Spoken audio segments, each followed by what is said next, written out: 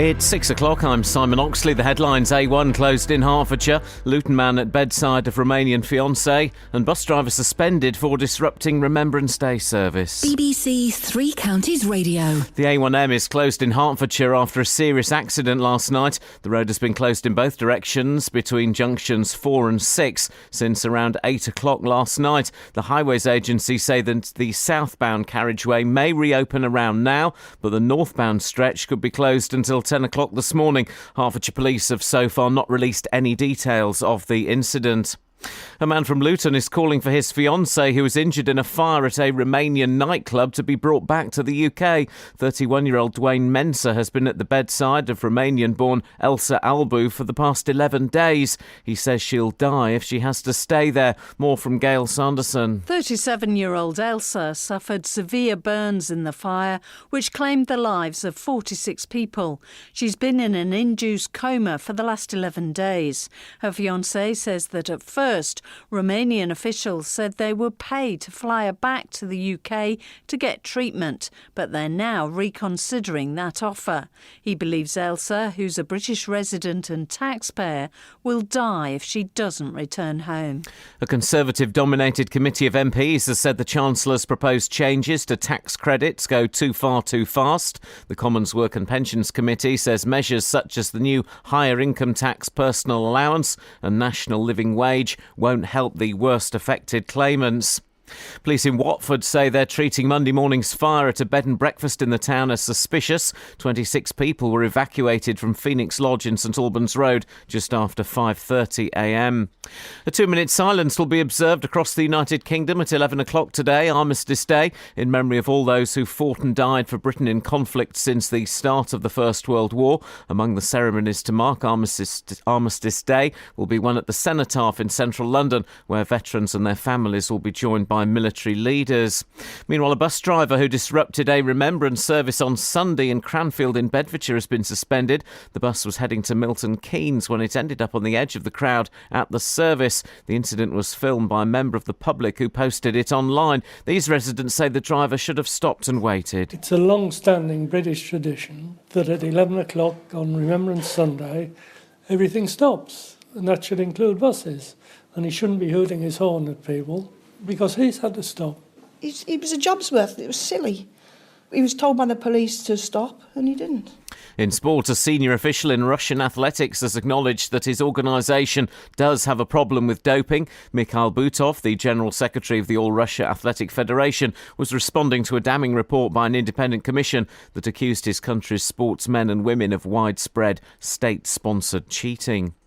The weather mostly dry and mild with a few bright or sunny intervals, a maximum temperature 15 degrees Celsius. And you can get the latest news and sport online at bbc.co.uk/3 counties. If you think you've heard today's show before already, you have. We did it yesterday and the day before that. Apologies.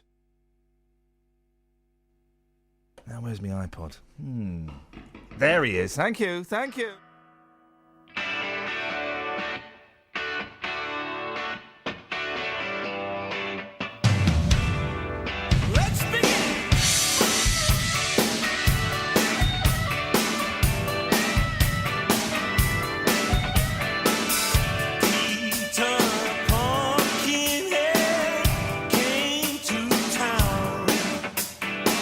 Spreading wisdom and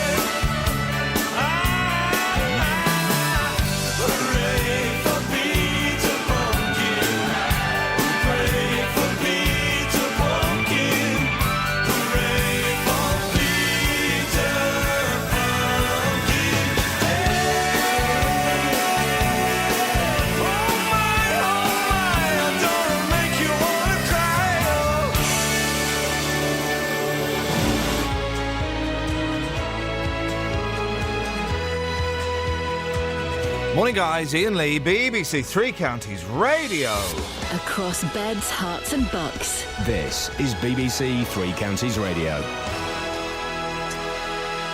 Well, it's a story that we did yesterday, and the second story is one that we did a couple of days ago. But hey ho, we'll recycle. You know, it's very fashionable to be green, and so we shall recycle. Administrators have placed Penn's special school up for sale with an asking price of £6 million. You'll know because you listened to it yesterday. The Rayners Special Educational Trust is bound by law to donate any profits to children with communication difficulties, the sort of kids the school was educating until this summer's sudden closure. Just remind us why the school shut. OK, so the school was run by a registered charity, the Rayners Special Education Trust, and it was placed in special measures by Ofsted in May 2013. Now, since then, pupil placements fell, although it was still described as a going concern in its 2014 accounts. The trouble was local authorities are not allowed to send children to non-maintained schools in special measures unless there are exceptional circumstances. So the councils were less inclined to place pupils at the school, and this, coupled with the economic downturn and the fact all councils are looking to save money, made the situation really difficult for Penn School, which relied on local authorities for income as well as donations. So in April 2015, the trustees were informed that pupil numbers for the coming autumn term were due to drop to 50, which meant that the school was not financially sustainable. So the charity had no cash reserves, only funds to cover operating costs. And the charity's run that school since purchasing from Camden Council in December 2001. And now the site is being sold. Yeah, estate agents Knight Frank have put it on the market. They put it on the market at the end of October with this guide price of £6 million. The company says it will accept offers up till mid-December, and that the school has potential for alternative uses subject to necessary consent. It's available as a whole or as separate lots. We spoke to Emma Clue, who's head of Knight Frank Institutional Consultancy, and she told us this property is a rare opportunity combining scale and an excellent residential location with the potential for a range of uses in development subject to the necessary consent. Gee, that's what we need at 6:10. Yeah, I know. Is estate agent speak. What will happen to the proceeds of the sale? Well, according to the Penn School website, if the charity has to be wound up or dissolved, after all its debts and liabilities have been dealt with, there are specific instructions as to what should be done with any remaining funds. These must be put towards advancing the education and relief of people, principally children and young adults with communication difficulties. None of the trustees or governors of Penn School would benefit in any way from the sale of the school and its assets. All of the trustees and governors have worked on a voluntary, unpaid basis and have received no payment or stand to gain from the sale of Penn School and its assets. If there was enough to pay all the creditors, there'd be no obligation to dissolve the trust. It could be restored at any time. Let's just make this clear. There's no suggestion of any wrongdoing, is there? Well, no. We said that there was no. No, I know. But the thing is, many of the parents feel very aggrieved by a lack of communication throughout this process from the trustees. And we as a radio station, we've been really vocal about this. We've been met with silence and it's been frustrating. But they don't have to speak to us. It's been really distressing for the families, though. And some of them have been wondering out loud and online what the trust has to hide. But as far as we and indeed the Charity Commission, which regulates charities, can see, there's no suggestions at all of any dark motives for that silence. And we spoke to the Commission yesterday. They told us the administrators appointed by the court are now winding up the charity, and we will continue to offer any advice they need in relation to the process. We remain aware of the distress caused by the school's closure. You know, as for us, we promised the families that we'd follow the money trail on this one, and we will keep that promise. Oh, no, Can you there make we a go. tune? There we go. You can sing a tune. You can play a tune on an instrument.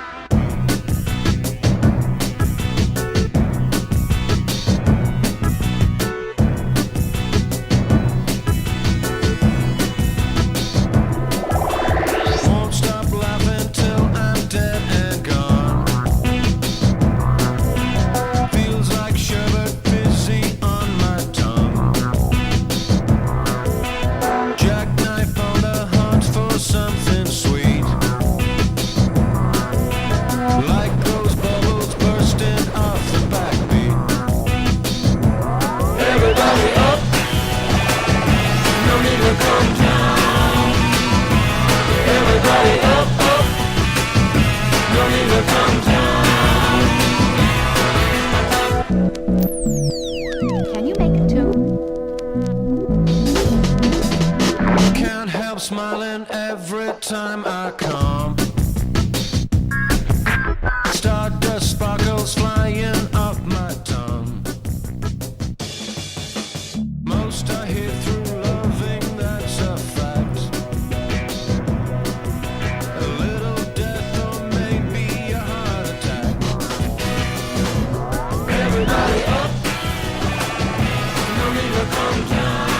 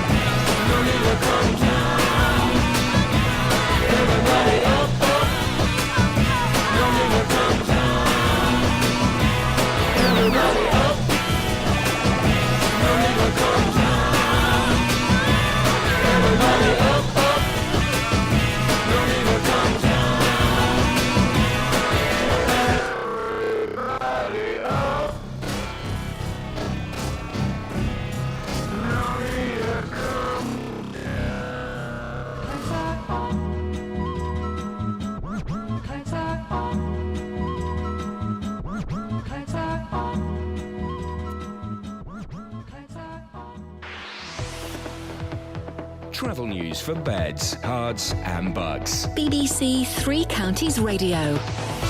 The A1M is closed northbound between junction 4 for Hertford and 6 for Welwyn because of an accident that happened last night. It was closed both ways overnight, but there's just one lane closed southbound through that stretch now, but delays are from junction 7 for Stevenage towards junction 4 for Welwyn Garden City.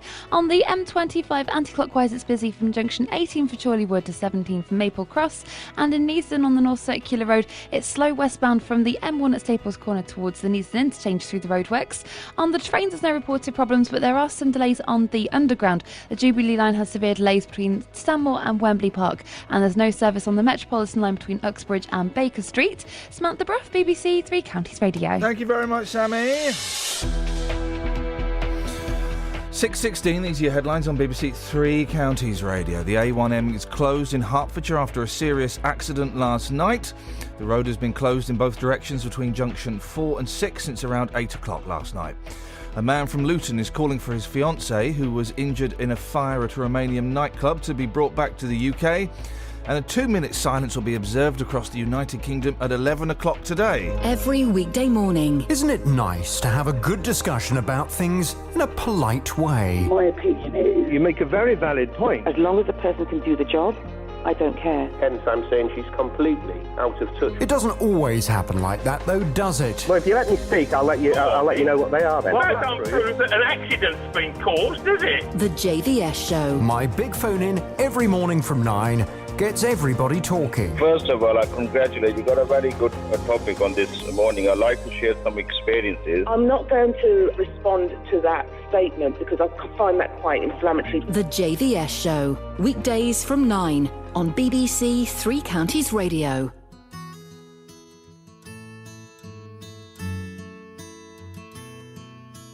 In my mind, I'm gone to Carolina. Can't you see the sunshine? Can't you just feel the moonshine? And ain't it just like a friend of mine to hit me from behind? Yes, I'm gone to Carolina in my mind. Karen, she's a silver sun. You best walk her away and watch it shining. Watch her watch the morning come. A silver tear appearing now. I'm crying, ain't I? Gone to Carolina in my mind. There ain't no doubt in no one's mind that love's the finest thing around. Whisper something soft and kind. And hey babe, the sky's on fire.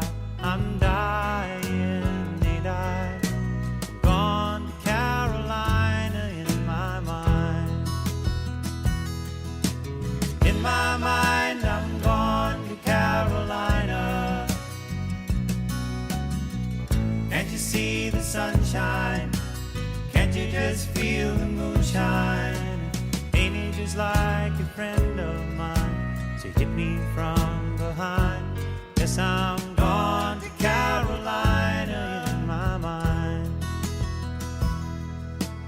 Dark and silent late last night, I think I might have heard the highway calling.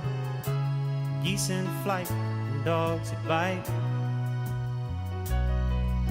The signs that might be omens say I'm going, I'm gone to Carolina in my mind.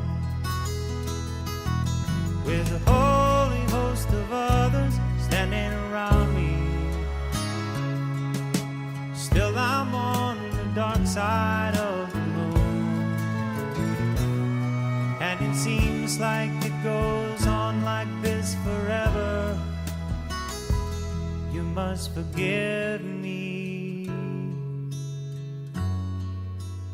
if I'm up and gone to Carolina in my mind. In my mind, I'm gone to Carolina. Can't you see the sunshine? Can't you just feel the moonshine? Ain't he just like a friend of mine? To hit me from behind. Yes, I'm gone to Carolina in my mind. Gone to Carolina in my mind. And I'm gone to Carolina in my mind. Gone to Carolina in my mind. Gone, I'm gone. The only place that goes from that to this. Morning. I mean, where else are you going to get that? Music to make lunch to? Where is that jingle, by the way? I've been looking for it. Music to make lunch to. Beautiful, Don't beautiful. tell him we found them, otherwise they're not ours to play with. Was one of those mine, though? Every song has a memory. Was that one of mine? No, these are... Every song has a memory. Is that mine? No. That's, Who's that made for, then? All of these belong to Mr. Nicholas Coffington. Because I do that. Every song has a memory. Well, he's nicking my act. The thing is, I do music across the decades. As you know, it's a great feature we do at 7:30 every morning, and then I find this. Across the decades, across beds, hearts and bugs. You see? I suppose the difference there is he's crossing time and space. I just cross time, and that's the... Now, a bus driver... This is Monday's story, guy. A bus driver has been suspended pending an investigation into his behaviour in Cranfield on Remembrance Sunday. We posted the video of this on the Facebook page, and it's divided people, I would say, pretty much down the middle. Uno buses...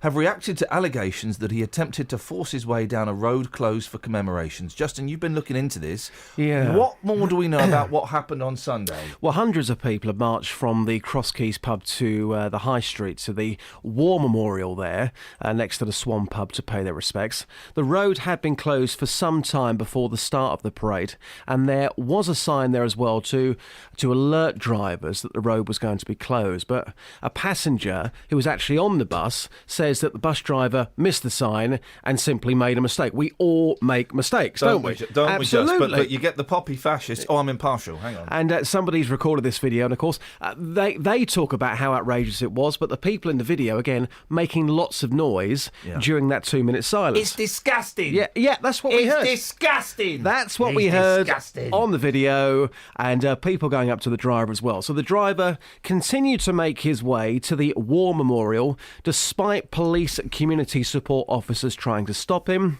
The bus in question was the C11 Uno, which runs from Milton Keynes to Marston Mortain via Cranfield.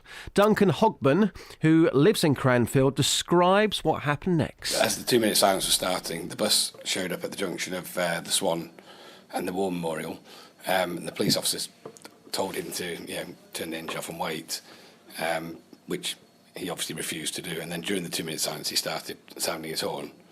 When the 2-minute silence had finished, obviously somebody then started filming it on their phone, which is what people can see on Facebook. And the driver was just disrespectful to the entire village. And he was told he'd go down Court Road, but I believe he was asked to just silence his engine whilst the 2-minute silence was on.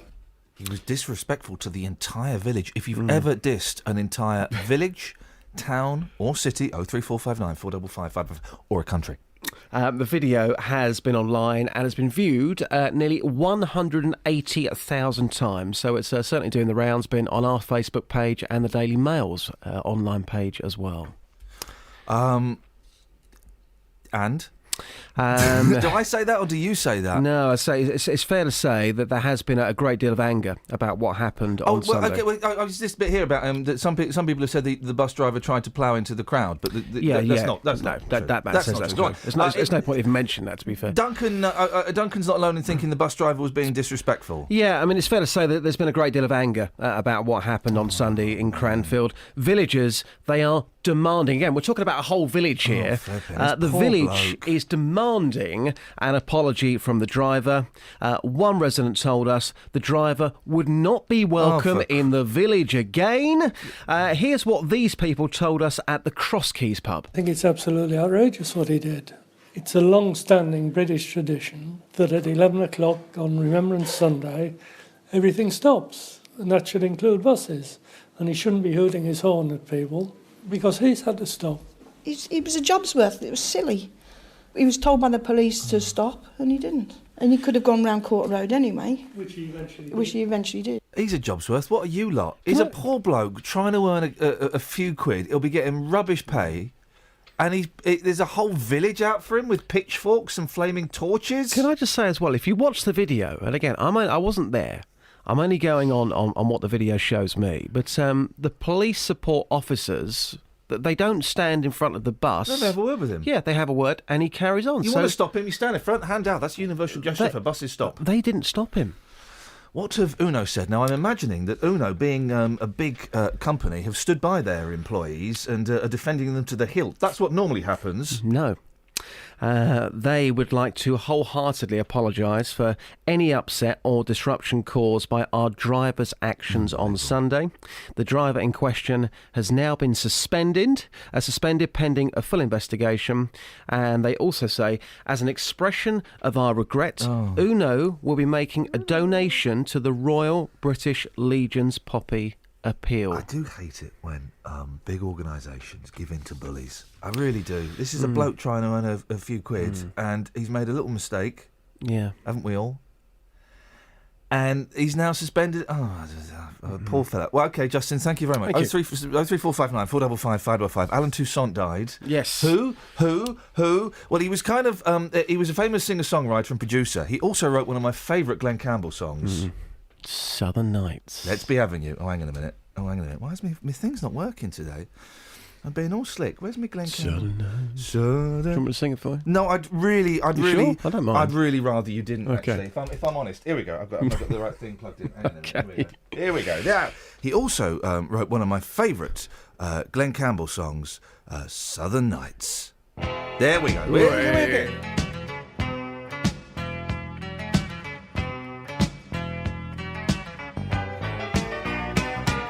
Southern nights.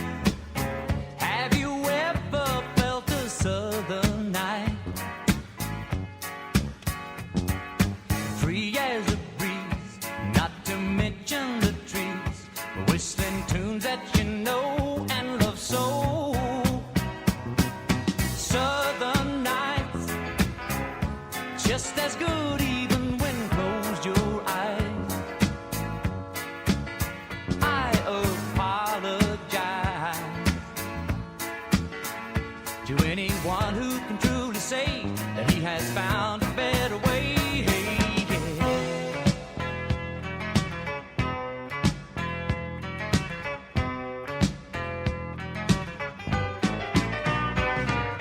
Southern skies, have you ever noticed southern skies?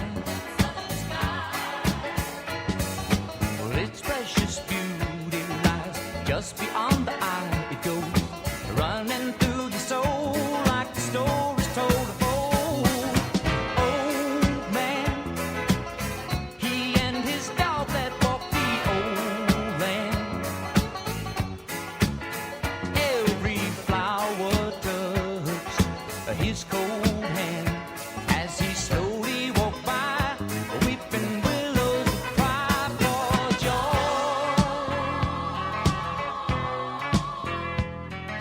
joy. Feels so good. It feels so good. It's frightening. Wish I could stop this world from fighting.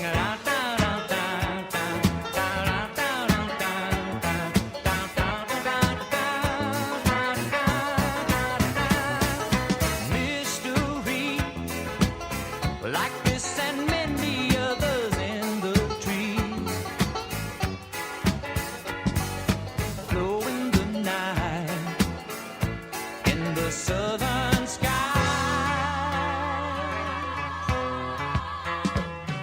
Southern night. Oh, I've just found another great Alan Toussaint song. Have you heard the Boz Scaggs album, Silk Degrees? No. Oh, mate.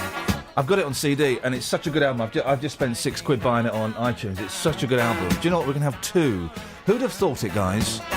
We're going to have two Boz Scaggs. You try saying that at 6:30 in the morning. Two Boz Scaggs songs when we get back after this. Travel news for beds, cards and bugs. BBC Three Counties Radio. The A1M is closed northbound between junction 4 for Hertford and 6 for Welwyn because of an accident and investigation work, but southbound there's just one lane closed between junction 6 for Welwyn and 4 for Hertford, but it's causing delays from junction 7 for Stevenage. On the M1 southbound, a lorry's broken down between junction 12 for Flitwick and the Toddington services. It's blocking 2 lanes at the moment, so queues are starting to build up on the approach. And the M25 is slow anti-clockwise between junction 21 for the M1 and 19 for Watford. In Neasden on the North Circular Road, it's very slow westbound approaching the Neasden interchange from the M1. And on the trains there's no major delays, but on the underground there's no service on the Metropolitan line from Uxbridge, Baker Street or Wickhamsworth to Uxbridge, Watford and towards Baker Street, and the Jubilee line has minor delays between Stanmore and Wembley Park. Samantha Bruff, BBC Three Counties Radio. Across beds, hearts and bugs. This is BBC Three Counties Radio.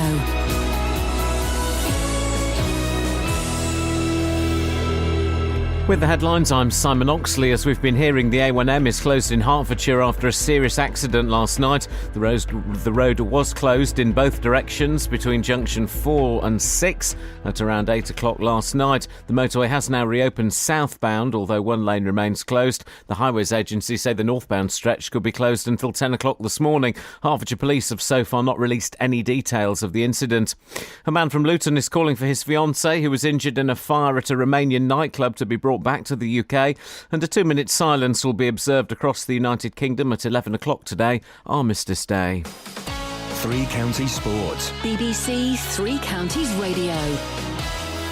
One of the heads of Russian athletics has acknowledged that the country does have a problem with doping. Mikhail Butov, the General Secretary of the All-Russia Athletic Federation, was responding to the damning report by an independent commission which accused his country's sportsmen and women of widespread cheating. Here's Richard Lister. Russian officials have been angrily dismissive of the allegations made by a World Anti-Doping Agency panel. The Kremlin's called them groundless.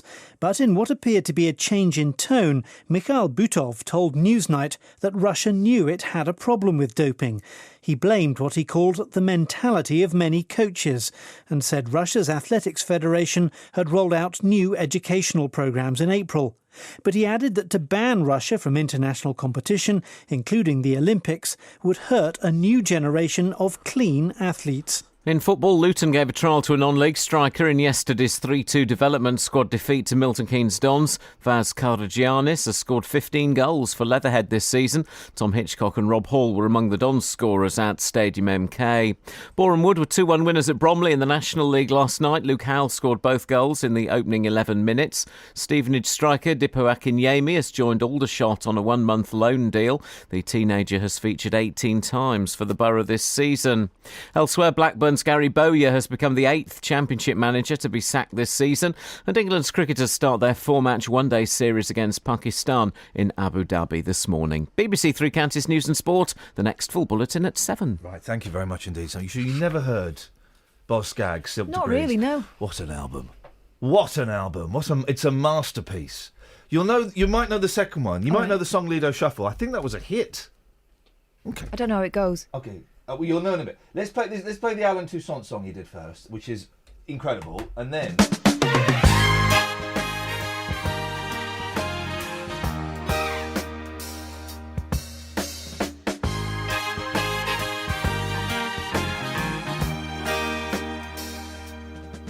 So you think the girl's crazy?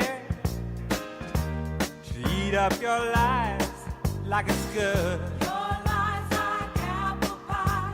She don't even cry. She's not a fool. She's just trying to do what her heart says to love you. And as you take to the winning,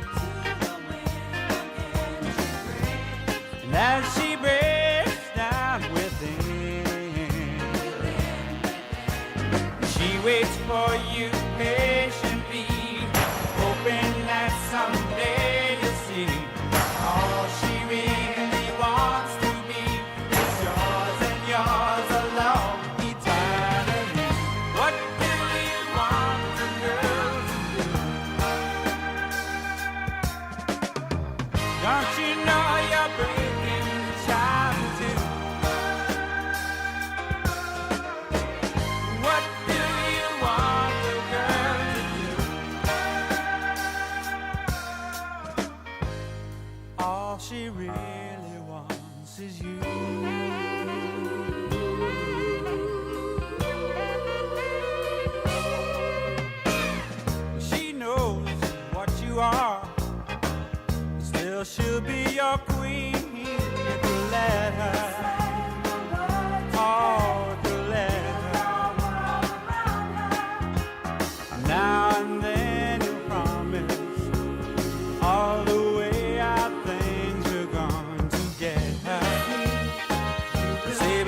knows better.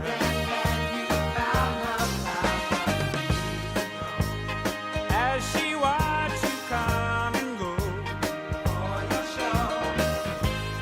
and as she watched your promises erode, she waits for you patiently, hoping that someday you'll see that all she really wants to be is yours and yours alone eternally. What do you want the girl to do? Can't you see a breaking child or two? What do you want the girl to do? All she really wants is you.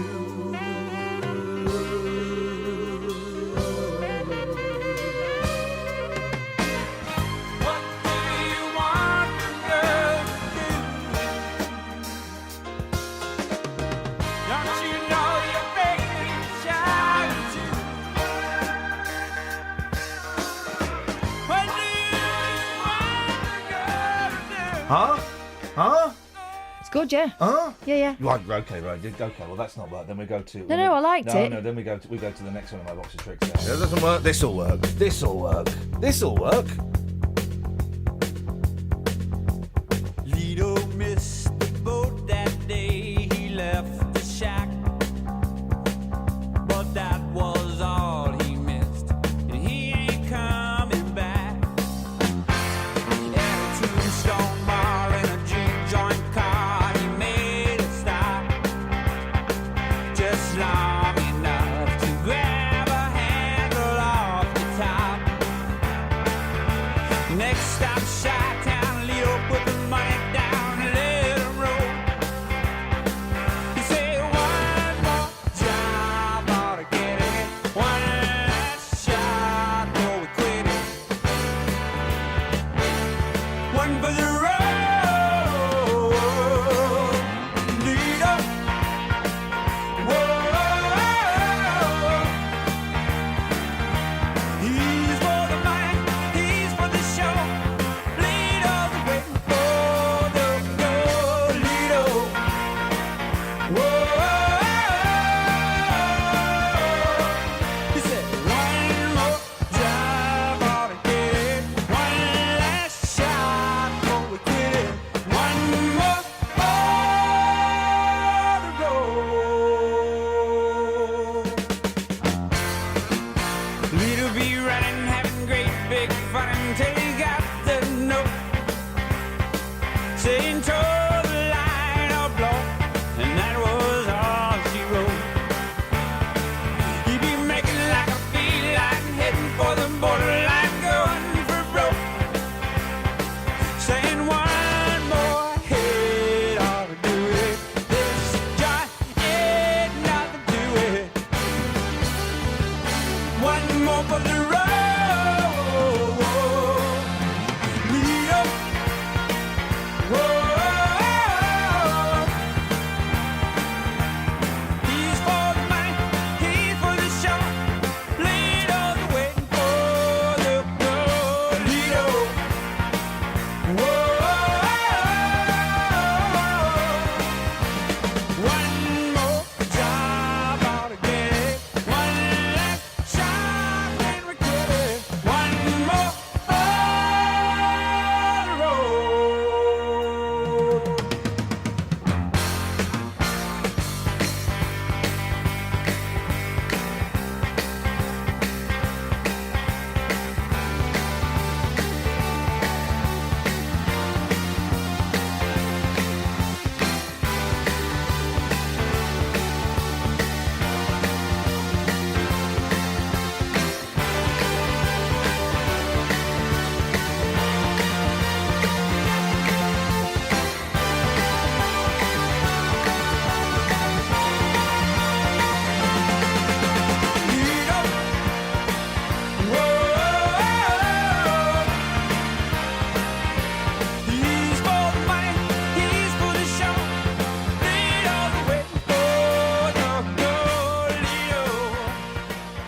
Yeah, I like that one. I kind of know that one, I think. Yeah, I think that's everyone kind of knows that one. What you got in the papers, is it? Well, apparently one council is going to extreme lengths to catch people who let their dogs poop without scooping. Oh, yeah. But one of the great joys of being a dog owner... No, hang on a second. One of the great humiliations of being a dog owner is having to walk around and pick up warm, steaming turds. That's what they are, and constantly have to do it. And I always have bags that are too big. I have big, flip bin bags. Well, best to have one that's too big than too small. Well, no, but instead of having the tiny little bag and you've got it and it's nicely settled down, put it in your pocket to warm you up, I have these massive transparent bags. Blimey. Transparent? Yeah. Well, they're like a freezer bag? They're opaque. Some are like freezer bags. I think we all know what's in them anyway. If you're walking along with a bag in your hand with a dog, it is humiliating. But you do it, and you've got a real smug sense of I've done a little bit for society. And here's the thing that dog owners don't tell you, and I'm going to be the first dog owner to tell you this. Go on. You can't pick it all up because it's sticky. So there is a trail left there. You can't. And at first I thought, I've done. You mean this. a skid? Yes, there is most definitely. It is there for you. So you're not cleaning it all up. No, but still, you're getting the bulk of it. You're certainly getting the bulk of it. That is absolutely spot on. Yeah. And as a kid, I was always the one that walked through it. So on behalf of kids like that, thank you. I'm stopping kids going blind. You are. I am. But these guys, talking of going blind, this council's using night vision goggles. I mean, wowzers! Just go out in the day. I mean, I thought we were not spending. No. They're more often seen being used to track down villains in espionage thrillers on the big screen. No, on the big screen they're used by perverts almost exclusively, aren't they? I don't think I've seen those films. The night vision goggle films? Yeah. I'll lend you some. The gadgets have become the latest weapon in the war on dog fouling. They've not. Wardens will be using the equipment while patrolling parks at night to make sure they're not left in the dark over owners who do not clear up their dog's mess. Do you think people go out under cover of darkness specifically to avoid picking up poo? Well, there was a young lady who used to work here. Was it Emma? Was that her name? Oh, yeah. Who used to pretend to pick up the dog fecal matter. Used to bend down, mind picking it up, so that people were watching would think, oh, she's nice, she's cleaned up. Because I do check, Dog's whoopsie. And then she would just leave it there. Yeah, but she's not going out in the dark to do that. She was doing that in plain sight, wasn't she? She was just doing that in absolute plain sight. It was an outrageous. Well, Stafford Borough Council's apparently spent £400 on these night vision goggles because it reckons that there might be nighttime poopers. Well, I mean, it's just flipping heck. It's just outrageous. If you've again, it's I keep thinking back to that bus driver, and the fact that the whole village. Is it the whole village, though? There'll be pictures on the entrance. How many entrances does a village have? Normally 2. If it's a proper village, it'll have 2, in and out. That's it. And there'll be posters. This man. If you spot this man, then ring the alarm. It'll be like the scene in the end of the remake of Invasion of the Body Snatchers, where Mr. Spock goes up to Donald Sutherland and goes, "Oh, thank goodness I found you. I've missed you." And it turns out Donald Sutherland is one of them, and he points at him and goes, "Oh my!" Spoiler alert. When does a spoiler alert stop being a spoiler alert? That film's... When you do it after you've spoilt it? Well, that film's 40 years old. I mean, what's the... Oh, the timeline? Yeah, what yes. I reckon a week. Look, if you're going to see it and not spoil... A week? Yeah. Films at the cinema. If it's been out a week and you've not been to see it, tough. Well, that means someone can phone up and tell me that Bond isn't very good this time around. Spoiler alert, they already have. Wowzers. Travel news for beds, cards and bugs. BBC Three Counties Radio.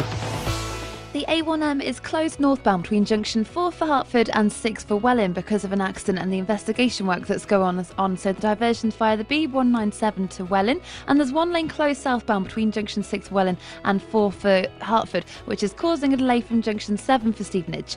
On the M1, there are queues southbound between junction 12 for Flitwick and the Toddington services after a lorry broke down earlier, but all the lanes are back open again.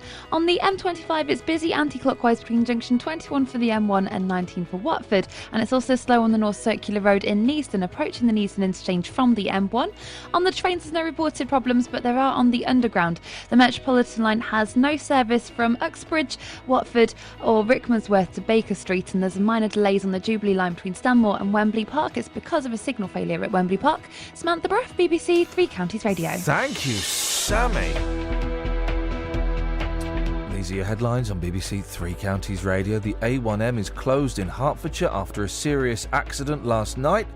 The road is still closed northbound between junctions 4 and 6, although police have yet to release any details. A man from Luton is calling for his fiancée, who was injured in a fire at a Romanian nightclub, to be brought back to the UK. And a 2-minute silence will be observed across the United Kingdom at 11 o'clock today, Armistice Day. Make sure you're not driving a bus. Beds, Herts and Bucks weather. BBC Three Counties Radio. Another mild start this morning with temperatures all in double figures between 12 and 14 Celsius. There's a lot of cloud around though, and that cloud is going to stay with us. The chance of maybe a spot of rain, perhaps to higher ground, but most places staying dry. Not much brightness, but it is still breezy. Temperatures getting up to around 15 Celsius by the end of the afternoon. Overnight tonight, we will have a little bit of rain pushing south through the first part, but it would clear through the early hours of tomorrow morning and clear the cloud as well. So a much cooler night, 7 Celsius the minimum, and a bright start tomorrow. More sunshine, but it is going to feel a little bit chilly tomorrow morning compared to the last few days. We are going to get some sun in the morning, but then clouding over as we head through tomorrow afternoon. Maximum temperature for Thursday, 15 Celsius. Nick Coffer on BBC Three Counties Radio. History coming up very shortly with the brilliant Dan Hill. He's a local historian. Silversworth, amongst other things, has got quite a rich history. As it's further east, there is a lot more influence with regards to things like air raids. Weekdays from 12. Great music as well coming up here on BBC Three Counties Radio. Freddie Mercury, The Great Pretender. Go West as well on its way. First though, here's T-Rex. Nick Coffer. You know, it's fantastic to be able to get, people like Nathan Bell and Gary Matthew and, experienced but still early on in their careers, giving them the opportunity to come and make music in a lovely environment. Luton Library Theatre. Could you describe modern Britain in 50 records? Stuart McConey is doing just that in his book. I don't think you're ever going to get another Beatles who dominate the pop cultures. Nick Coffer, weekdays from 12 on BBC Three Counties Radio.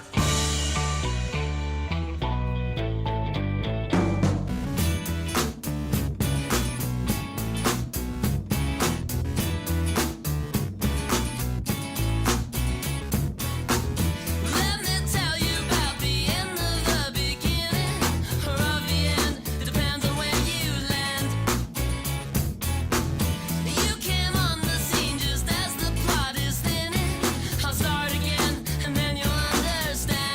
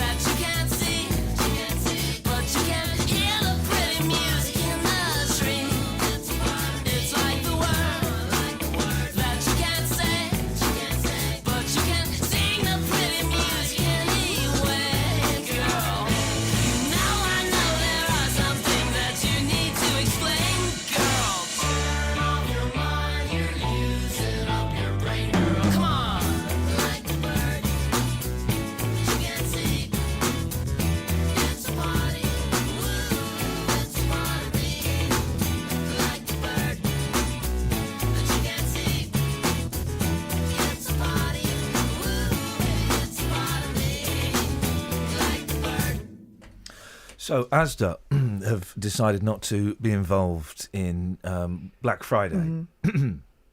And which or is Fight Friday. Yeah, they just showed some footage of it on the telly. I ain't having the telly. Why would you have a telly on in a radio studio? It was a radio studio anyway. And they just showed some footage of a load of old horrible, I'm going to say it, common people. They're common people bursting through the door of some shop from the last Black Friday, and there's about 40 of them rush in, right? And then there's a fat woman on a little electric buggy. That's the noise of the buggy. And then people piling in behind her and tripping over and stuff like that. Didn't someone get bitten round here last time? Someone got bitten round somewhere. I mean, somewhere you don't want to get bitten. That happened. These are all like tellies with no make on as well. I mean, tellies you wouldn't think about buying any other time. Kodak make tellies now, and you could get one for a tenner. Yeah, it's a Kodak telly. Where's Kodak anymore? Yeah. Whose dad used to own Kodak? Oh, Linda McCartney's. That's correct. Linda Yeah. McCartney. There we go. You see, well done. Congratulations, guys. Do I win £5? No, but I tell you what, I'm getting loads of people tweeting me this, and I just saw it in the paper, so we will mention it. Go on. It turns out I chose the wrong side in the Betamax VHS wars. Oh, God, yeah, no. I got the. I thought we knew that like 20 years ago. Yeah, well, I got beaten up at school because of the video recorder I had. Yeah, I had a video recorder before everyone else, literally before everyone else in my school. It was stolen. I mean, the one that we had was stolen property. My dad bought a stolen Betamax video recorder, and we had to hide it behind the sofa, and I wasn't allowed to. No, you're not allowed to tell anyone about this, son. Because it's lucky. I'm 7. Of course, I told everyone. Got video recorders behind the sofa. Stolen. Brilliant. Great days. It was massive. It was 2. It was supposed to be portable, right? It was 2. Was it the first or the second one? The first one died. Anyway, it was 2 massive suitcases on top of each other. Wow. And so the top suitcase was the tuner and where the cassette went, and that had all the record stuff. The bottom suitcase was the tuner, so that was where the TV channels were. Right. And the top suitcase was the recorder. And in theory, it was portable. You could take the top bit off and carry it around with you. Well, it was too portable for the person who bought it in the first place. If you were Jeff Capes, you could. Blimey, wait a ton. Top loader, I take it. Of course it was. Was. Didn't get a front loader until... didn't get a front loader, right, until I went to university in 1994. I had our old video. I had my own. I had 2 places before it died. It was an amazing piece of equipment. JVC worked fine. You had to do the tracking on a little wheel at the bottom. I love the tracking. And it lasted for flipping years, longer than my modern ones do. I just chucked. I've still got a VHS recorder at home. I just chucked 2 massive VHS video recorders in the bin, right? So it means up until last week I had 3 VHS video recorders, but the ones I chucked away, they were. Well, I just looked on eBay and one's gone for like £200. What? Oh dear. Because they were like multi-reach. Anyway, they don't matter. Anyway, the long slow death of the Betamax cassette. Once the byword for high quality video, they were better quality. They were broadcast quality, weren't they? They were broadcast quality. I remember there used to be on the Farnham Road. One side of Farnham Road, Video City, brackets VHS. The other side of the Farnham Road, Video City, brackets Betamax. Okay, tiny. No, it was a full shop. Didn't last long. Oh, dear. It then became half of... It then just became Video City. Mm-hmm. And then it just became like a corner. And then one day I went and said, where's the Betamax videos? Got rid of them. Get out. Do you want to buy some? So I bought a load of... oh, right. I bought a load of Bruce Lee videos. They were X. Bought them at the age of 10. X's at the age of 10. What does X stand for? 18. Oh. X-rated. Oh. What does X stand for? Well, I just thought, I've heard of X-rated, but I'd never seen it written on anything. X. First X film you've ever seen? 03459 455 555. Anyway, Sony announced it's not going to be producing Betamax anymore. I didn't know they were still producing them, did you? No. Betamax was first released in 1975, costing about £5,500 in today's money. Anyway, it was Sony were greedy. And they didn't want to share it with anyone else. So anyway, Signs you were rich in the 1980s. Or you had a video, or hook it, or you had a criminal dad. Exactly. You had a video. You had a toaster. No grill pans for us, thank you. We're right posh. I never had a toaster. We used to think if once we got a toaster, we knew we'd arrived. Didn't get a toaster until I went to university. University was a whole world of decadence. And I missed the fires you'd get in the grill. Yeah. The grill at the top of the cooker. What a great design. Cooker, flat back, grill coming out. You get fires in there, fat fires. Beautiful, beautiful fat fires. And they were filthy. My granddad used to cook on those, and it was, I think, better. I think it was better. Because I think it was like the dirt and grime that used to build up on there. Yeah, it's like a wok. Exactly. One of the very few things the Chinese have got right is woks. Don't clean them. Don't clean it. No. Oh, what are you doing? I've just had a wok. You just don't clean. You clean my wok. Yeah. I learned that from Dave Chung. Who? Dave Chung, who I used to live with. Oh, you mentioned Dave Chung, isn't it? Dave Kwon Keen Chung. Iron Fist, his middle name. That's the thing about the Chinese. They've got some great names, and they stick Dave on it. I think it was Confucius who first said, "Oh, I won't do the voice. No. Don't clean another man's wok. No. It's like don't park in another man's drive. Don't do that." Oh, what must play is a brilliant. What else did Confucius say? I've got to play a brilliant Tony Farina song. I keep meaning to play it. He steals other men's wives. He parks in other men's drives. I bet he flipping does. Confucius said a load of stuff. Yeah, some of it wise, some of it... I imagine Confucius to be fat, but not many Chinese were fat. No. There's a thing. We could learn a lesson or two from them. Mm. Okay, well, wise words, mate. Wise words. 1 down, 2 to go. 03459 455 555. Travel news for beds, cards, and bugs. BBC Three Counties Radio. The A1 is still closed northbound. A1M is still closed northbound between junction 4 for Hertford and 6 for Welling because of an accident that happened last night and the investigation work's going on at the moment. There's still a lane closed southbound in that stretch, which is causing delays from junction 8 for Hitchin. On the M1, there are queues southbound between junction 12 for Flitwick and the Toddington services after a lorry broke down there earlier. And on the M25, it's busy anti-clockwise between junction 17 for Maple Cross and 16 for the M40. On the A1 southbound approaching the Black Cat roundabout, there are delays from the St Neots junction. And also the A6 Bedford Road in Clop Hill is very busy southbound between Back Street and the A507. On the trains, there's no major delays showing up at the moment, but on the London Underground, the Metropolitan line has no service from Uxbridge, Watford or Rickmansworth to Baker Street because of a signal problem at Wembley Park. Samantha Bruff, BBC Three Counties Radio. Sammy, thank you very much indeed. So, there's a bus driver, there's a whole village want to lynch him. When have you upset a family, a street, a village, a town, a city or a country? 03459 455 555. Local and vocal across beds, hearts and bucks. This is BBC Three Counties Radio.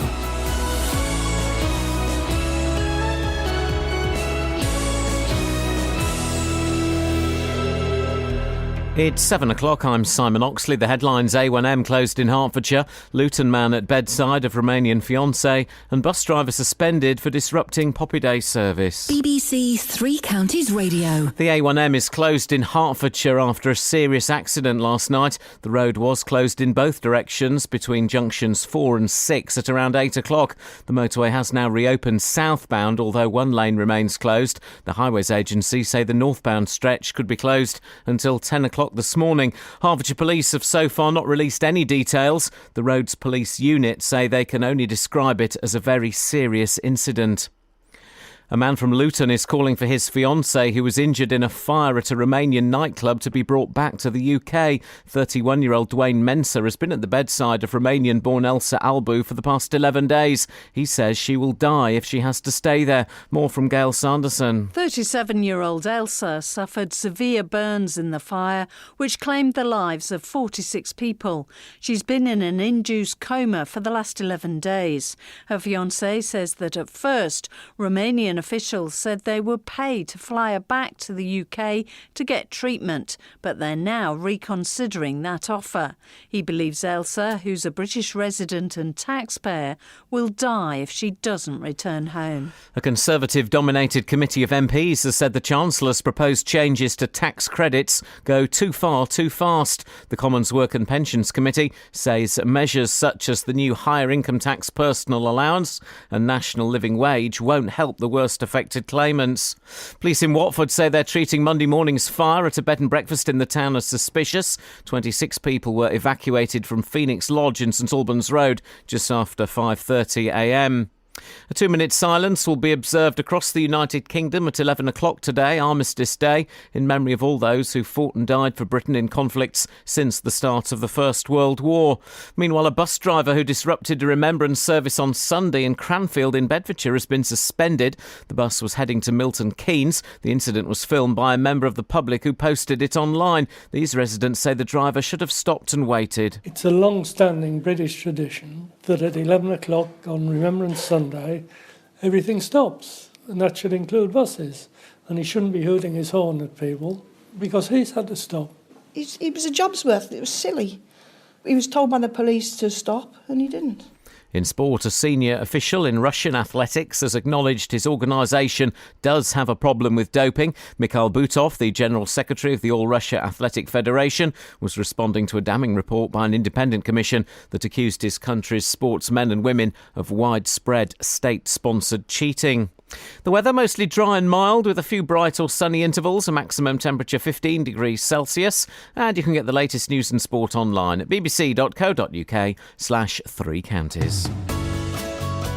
This is Iain Lee on BBC Three Counties Radio. Last week on the show, I interviewed the Reverend Barry Trahorn and solicitor Libby Powell about their understanding of biblical teaching on homosexuality. I want to make it clear that I apologise for any offence that may have been caused over the way I conducted the interviews.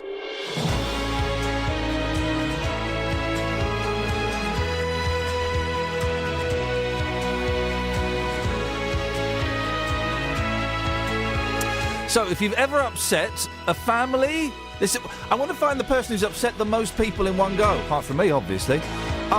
A family, if you've upset a whole street, that for some reason you can't go down a certain street or into a certain village or a town or a city, or, for goodness sakes, are you barred from a country? 03 459 455 555. That's the telephone number. That's the number.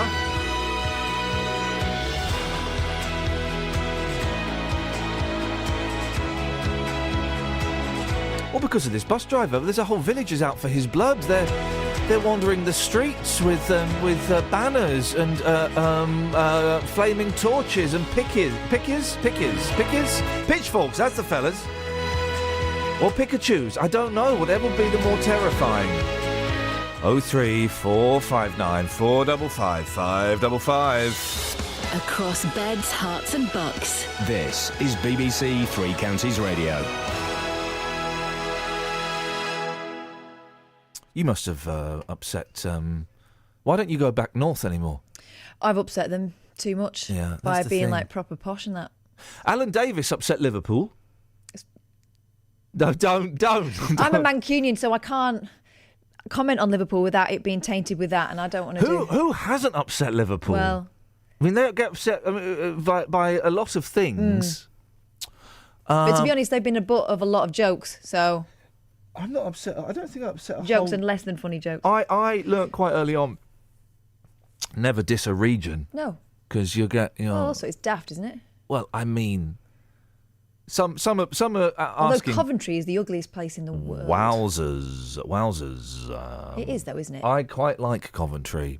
Have I been to Coventry? I have. Well, we went on a rag week event at university. I'd forgotten the phrase Remember rag week? I never did it because I'm not an idiot. Well, I did, but I didn't really do it. I went shopping for records instead, and I bought a Monkeys album. Oh, which one? Greatest Hits, but it was like my entry-level Monkeys. Well, there you go. 03459 455 555. Now, as we said on yesterday's show in quite some detail, Penn School has been put up for sale with an asking price of £6 million. The Rayners Special Education Trust called in the administrators in the summer, closed the school in July, leaving many parents struggling to find alternatives for kids with really complicated communication problems. The trust is bound by law to donate any profits to children with the same difficulties. Well, Amanda Burgess had a son who attended Penn and joins me now. Morning, Amanda. Good morning, Ian. Surprised to see the school up on an estate agent's website? No, not at all. Not at all. We knew it was going to happen, didn't we? Yes, yeah. It was always going to be put up for sale. When did you find out about it? Yesterday, actually.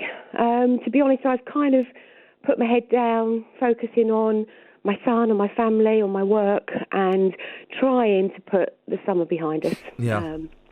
So to be honest, no, I didn't know until yesterday. And how did you feel? Well, to be honest, it makes me feel sick. Yeah. The whole thing, every time I think about Penn and what they've done and what's happened, I feel physically sick, because we're still living with the impact of that and the implications of what happened. And I know families are having a much worse time than I am, and some of the staff are having horrific times. And to think that it boils down to money. But we knew that, didn't we? We knew that back in the summer, it boiled down to money. So there we are. The thing, and again, we're not suggesting there's any impropriety. The thing that we discovered that was different from yesterday is that the trust, the Rayners Special Education Trust, if they make any profits from the sale, it has to go into helping young people who've got the same difficulties. So it's not as if there are going to be people sat back lighting cigars with £50 notes. No, absolutely. I mean, the trustees will not personally benefit from it at all, and rightly so. I mean, I would really like to know their thoughts on where this money will go, because if a developer buys it, they're going to be buying it not to put a school on the site generally. They'll be buying it to make it a luxury hotel or accommodation with nice houses. I mean, the grounds are beautiful. I mean, there's no denying it would make a lovely, lovely place to live. Oh, there's some great aerial photos on the website. It's stunning, isn't it? Oh, it's absolutely beautiful. And that's partly why the school was so amazing, because the children had access, free range to that lovely land. They were able to be themselves. They were able to to play and have space, where in the community they don't ever get that freedom. They're always having to be, more confined. So yeah, that's why it was amazing. So yeah, it's going to be a beautiful place for somebody to buy. What I would love, and I hope, is there is a developer out there who is able to buy the site and will be able to, in that land, be able to put a special needs school on that site for children like ours that have lost a place, because there is such a high need across this area. There is such a high need across the country. As you know, and I've said many times on your show, my son is now 130 miles away from home from us, and why is that? Because there's no provision. And the government are shutting everything. There's another school in Royston that has been threatened with closure. And in September, and they've been given 6 months' notice. Whether that will happen, I don't know, but I know somebody whose son is there, and that is due to close in March. And there's everything is being shut for special needs. Doesn't matter what need, but for deaf and speech, communication and language needs, there is such little provision. So I desperately hope, whoever buys that land will be looking at putting a school in that, and the Rayners Trust putting that profit, which I don't know will be at least 3 million, I would have said, back into building and running a school. How's your boy doing? You say he's 150 odd miles away. How's he getting on? He's doing okay now. The school is absolutely amazing that he's at. So we're lucky that we have found him a place that is really good. It's an ICANN school, and they are outstanding and have been fantastic. Now, we're speaking to a head of an ICANN school later on. I'd never heard of them. What are they? They are a charity. My son and a lot of the children that were at Penn came from their school in Surrey. They have two schools. They have a primary in Surrey, Meath School, and they have a secondary or an all-through school in Mansfield, and that's the one where my son is at. So a lot of the children went to Penn. Meath was a feeder school for Penn. Yeah.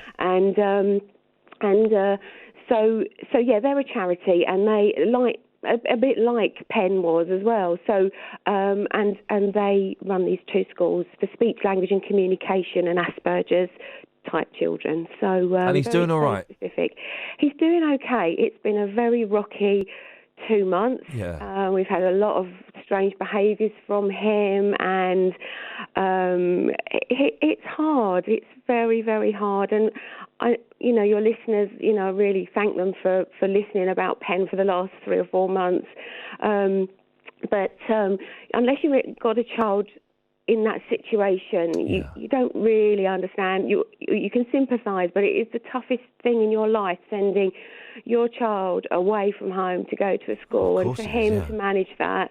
And he's turning the corner. There is a glimmer of light at the end of the tunnel. The staff are being amazing, and he's a lovely, lovely boy, and he's getting there, and he will get there. It's just going to take a bit more time, and it's a slow process, but we're lucky. I count ourselves in all of this as lucky, because there are still children who haven't got a school place. There are still some staff who haven't got a job or took a job because they had to and are unhappy or have left it already.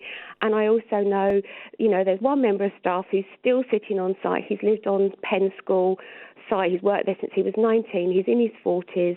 He's being evicted, and I now know he has a job and he will be able to move forward, but he's had the most horrific time, that teacher, and I'm desperately sorry for him. So I feel that we've been quite okay. Well, hang on a minute, Amanda. We've not looked at every option. How much money have you got?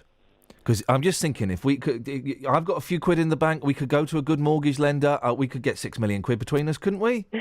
Well, we did try that. We managed to get about 11,000, and that money did go to 2 charities. Half of it went to ICANN. That was a vote made by the parents. Brilliant. To split the money, or by the donators actually, to split the money, and half of it went to a deaf charity. So the money that was raised by Amy, or who set the page up, Amy, she set the page up. We did raise just in the end brilliant. About 10,000, and it got split between the 2 charities. So that was some really good stuff that came out of it as well. But there's been some really awful things that came out of this whole process. It's been a rotten time. Well, listen, I'm glad your boy's settling in, and I wish you and your family continued success and luck, and I hope everything goes all right. Many, many thanks. Thank you, Amanda. Take care. Bye-bye. There we go. 03459 455 555 is the telephone number. 81. I forgot the text. What's the text? Thanks, Amanda. What's the text, Dan? 81333. We're the only BBC local radio station that says 81333. Everywhere else is 81333. But that's silly. I like Carway. Well, what's the difference, Catherine, between a triple and a treble? All right, thanks. She doesn't know. She'll make a drinking reference. Will she? Yeah, sure. Catherine, what's the difference between a triple and a treble? A triple and a treble what? Huh? A triple and a treble what? What's the difference between a triple and a treble? Well, I think one is a noun. Okay, well, you sucked the fun out of this. What?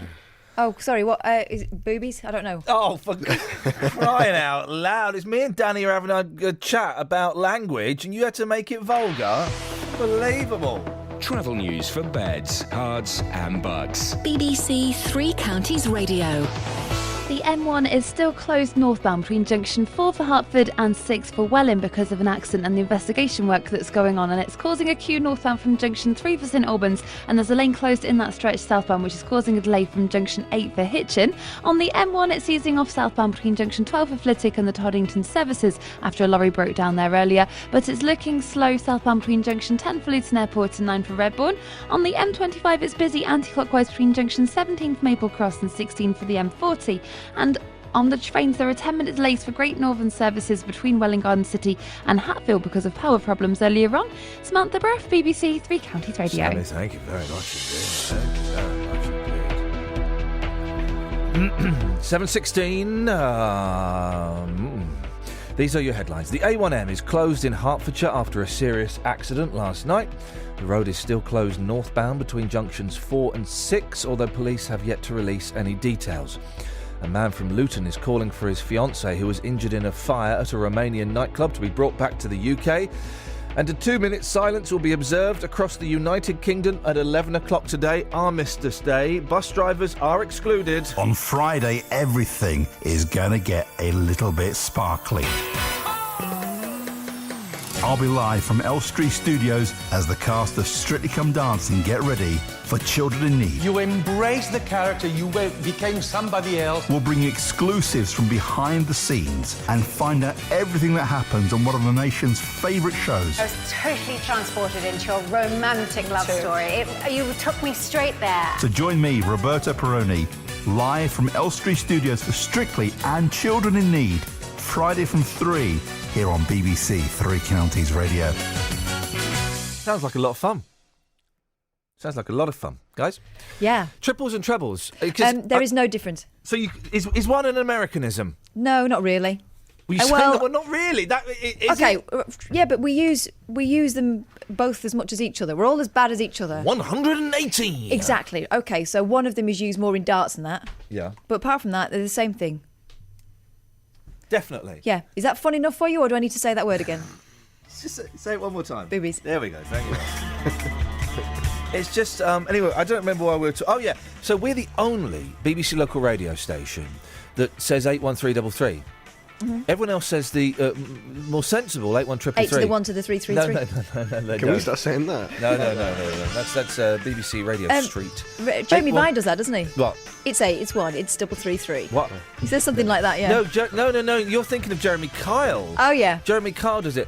Give it if your dad is an alcoholic wife beater and you want to get a DNA test, then give us a call. It's an 0, it's an 8, it's a 3, it's a 4, it's a 5, it's to the 1 to the. He does, doesn't he? Like a bingo caller. It's weird, well, because he's about as classy as a flipping bingo caller. I'm not knocking bingo callers. Bingo callers all offended now. Yeah, well, flipping egg, not them.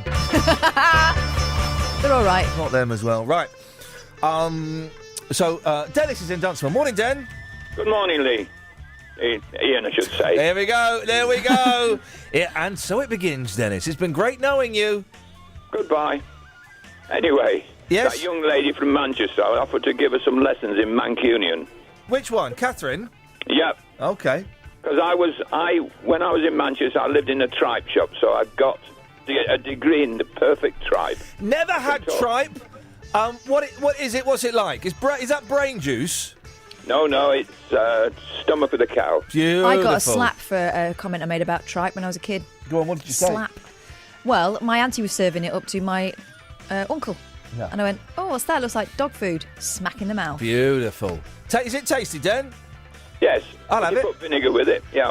I went, and I'm not going to say how much I spent on lunch yesterday. I went to one of the poshest meat restaurants, Dennis, I've ever been in my life, right? And I made the mistake of saying, I was going with a friend of mine, I made the mistake of saying, I'll pay, yeah, you've had a baby, I'll get this little treat, you know. He didn't have the baby. Well, I know. You should send him some home for his missus. And then I sat down and I thought, well, these steaks are cheap. This is a posh place, these steaks are cheap, 13 quid for a steak. No, it's 13 quid per 100 grams of meat. We had a lot of 100 grams of meat, Dennis. The bill came, no booze. I was like, flipping it. You could. Let me just phone my wife.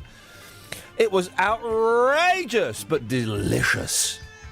Well, tripe was cheap. It was cheap. There we go. Cheap and cheerful. Anything else, Dennis, before I cut you off? No, I just said I was going to offer go on then. Teaching to speak Mancunian. Go on then. No? By gum, lad. Oh, no one says that, Dennis. They do where I come from. I'll go to the foot of our stairs. I'm going to side the pots. Oh, blimey. That's it, isn't it, Dennis? Thank you, Dennis. There we go. I never said side the pots either. You wash the pots. You side them. No one says buy gum. Dennis is throwing you a googly there. Hang on. I might start learning the sitar. I can speak the language. I can sing the songs. I can't play the instruments. Obviously, I can play the tabla. Anyone can play the tabla. It's just tiny little bongos, isn't it? Baby, play it with your thumb. Play it with your thumb. The crowd love that one. Why wouldn't they? It was a classic. Ananda Shankar. It's a cracking album. The Ananda Shankar Experience. Is it a relation of Ravi's? Probably. I think they all are.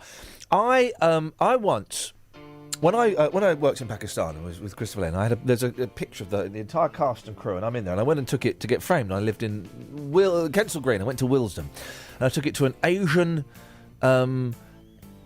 framier. Okay. Oh, right. That'll do. And a framer. And I went back 3 days later to collect it, and the woman couldn't look me in the eye. the woman then looked at me eye. She said, here's your... I was like, all right, yeah. And the husband came up and said, "So I have to ask you a question." I was like, "Oh, blimey, what is it?" He said, the gentleman you were stood next to in that photograph, who is it, please? I went, so mate, Dave. He says, no, the other gentleman, the fat Indian gentleman. Is that Mr. Shashi Kapoor? I went, yeah, my mate Shashi. And he went, "Oh, sir, please, may we have your autograph?" Wow! Yeah, ladies and gentlemen, yes. Ooh. Because I'd stood next to, and this will mean nothing to most of you, but ladies and gentlemen, yes, I count Mr. Shashi Kapoor as, he may be dead, I don't know if he's dead now, but I count Mr. Shashi Kapoor as one of my closest personal friends. Mr. Shashi Kapoor. He may be a late friend, but he was certainly a friend. Very famous, big fat bloke, right? What does he do? Or did he do? Really famous, part of the, well, he was kind of the head of the Kapoor family, really famous Indian family, huge, massive Bollywood star, massive Bollywood star, big fat bloke, right? And he was quite old when I worked with him, and this is 20 years ago. He was in his 50s, late 50s, early 60s maybe. Could be dead, flipping it. Let me check, shall Google I? Shashi Kapoor. I'm doing it. I think he's still alive. And it was amazing, right? Is he still alive? Yeah, 77. Oh, Mr. Shashi Kapoor. Gosh, he was handsome, wasn't he, when he was young? Wasn't he? And that's the thing, right? In the sweltering heat, and it got to well over 110 degrees in the afternoon, he'd be sat there at lunchtime on a chair, and he would have hot women all around, sat on the floor, looking up at him as he told his Bollywood stories. Ladies and gentlemen, Mr. Shashi Kapoor, close personal friend of mine. That's right, me and Shash. You must call him before he dies. I must do. I must get in touch with my good friend Shashi. It's certainly much more fun than Big Christopher Lee was on that film. And there was another guy in there. There was another actor in there. Oh, what was his name? Robert somebody, who played... oh, gosh, I can't remember. He played... is Nehru a man in India? Yeah. Nehru? Yeah. The fellow that played Nehru was a right... He was a right one. A horrible man. And so First Prime Minister of India. That's the fellow. But not and the collar. Don't know. Yeah, that's it. He invented the collar. He invented clothes for hipsters in the 60s. I love good Nehru. Is it Nehru or Nehru? Don't matter. I love a good Nehru collar. Made out of crushed purple velvet, if you don't mind. Beautiful. Anyway, the guy... Different from a grandad, isn't it? Very much so. Yeah. It's further. And the guy that played him was an arse. And we would take great pleasure... Because I was working in the props, so we had to take pictures of stuff, like, and we go up to him. His name was Robert or something. We go, Robert, got to take a picture of what you're wearing. Robert Ashby? Yeah, that would be the fella. Is he still alive? Let's have a look. Just wait a minute. She's just got to search it. I know what she's doing, mate. Yeah, looks like it. That's a shame. So, and what we would do is, Robert, Mr. Ashby, that's cool, Mr. Ashby, just going to take a picture of what you're wearing, just for continuity. Continuity wasn't my job. So we had Polaroid cameras, right? So while we're lining up the shot, we would build more and more extravagant ways of humiliating him in the photograph without his knowledge. All right. So the first one was I was getting a measure of the flower that he was wearing. So I measured it, but with my middle finger. So there's a picture of me stood in front of him doing that. Right? It progressed to 5 of us holding a massive sign made with gaffer tape that had the word in huge... I mean, it was about 10 foot wide. Arse, with an arrow pointing down to him, and we got it right above his head, took the picture, folded up, snapped and walked away. We had dozens of those. Oh. Don't be rude to the crew on a film set. No. I worked on Crime Watch for a month. Oh yeah. Right. You got someone nicked? Probably. The actor. It's a bit, the number of people who ring in to dob in the actor from the reconstruction. That you go. Happens, doesn't it? It does. My mate found he played a cowardly boyfriend who allowed his girlfriend to be attacked. Yeah. And his agent said, we've had loads of calls from people saying that you've committed an offence. It's terrible. Yeah, they do that. Yeah. So, but I was working with, these were people who were in it for 5 seconds and had to wear a coat. That was about the skill level. But the way they carry on, honestly, ridiculous. My fantasy is to be in a police lineup. Do you still get paid for police lineup? Hang on a minute, let's go back one step. Do they still have police lineups? Hang on, my headphones are gone. Sorry? I think so. gosh, Dan, it's just me and you flying How- solo. how else That would you happened the know other it? day to Tim, by the way. I think you need to kick it. Not Tim, the computer. There we go. Did they still have what? Oh. I read your lips. PSAs? PSAs? That's what it looked like. Public service announcements? Yeah. No. What then? Police lineups. All right, yeah. Do they still have them? Or I'm is it gonna all say digital? yeah, but is it all holograms now? Do you get like Jabba the Hutt? No, I think you probably get real lifers. And do they still pay? Because it was like a tenner a pop. The same price you used to get if you made a deposit in a. I was going to say in a gentleman's bank. depository. Yes, same price. Yeah, 18 years later, one of them you didn't get a knock on the door saying, "Hello, Dad." You know, the other one you did. So I would love to be in a police lineup. Everyone go, "Oh, what if they pick you?" Well, they won't, and the coppers know that you're not the crook. Or do they? Well, I mean, that might be the ruse for getting you there. The coppers But they know. said that to everyone. The coppers know. Otherwise, why would you go? Because it's a tenner. But if you've done it, why would you go? The coppers know who they want to be picked out. They want number 4. It's always number 4, guys. It's always number 4. Can number 3 step forward, please? Turn around. Can you shout, "Oi"? Give me some money. I do. I would happily be involved in a police lineup if that's what is needed to clear my flipping name. Then God damn it, I'll do it. 03459 455 555.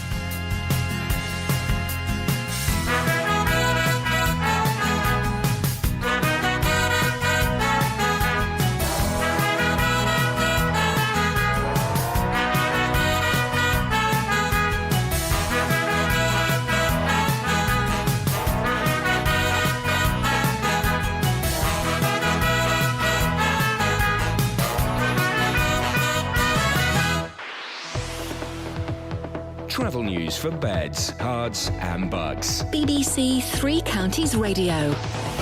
There are delays on the A1M in both directions. It's still closed northbound between junction 4 for Hertford and 6 for Welling because of the accident that happened last night and the investigation works going on. It's causing northbound queues from junction 3 for St Albans and southbound queues from junction 8 for Hitchin, where it's closed at one lane. It's closed between junction 6 for Welling and 4 for Hertford. On the M40 into London, the exit slip road at junction 2 for Beaconsfield being partially blocked by a vehicle that's broken down. And in Bromham, on Bromham Road, it's very slow eastbound between the A428 and Shakespeare Road. On the M1 southbound, it's busy from junction 13 for Bedford towards junction 12 for Flitwick. And on the trains, Great Northern are reporting 10-minute delays between Welwyn Garden City and Hatfield because of power problems earlier. Samantha Brough, BBC Three Counties Radio. Across beds, hearts and bugs. This is BBC Three Counties Radio.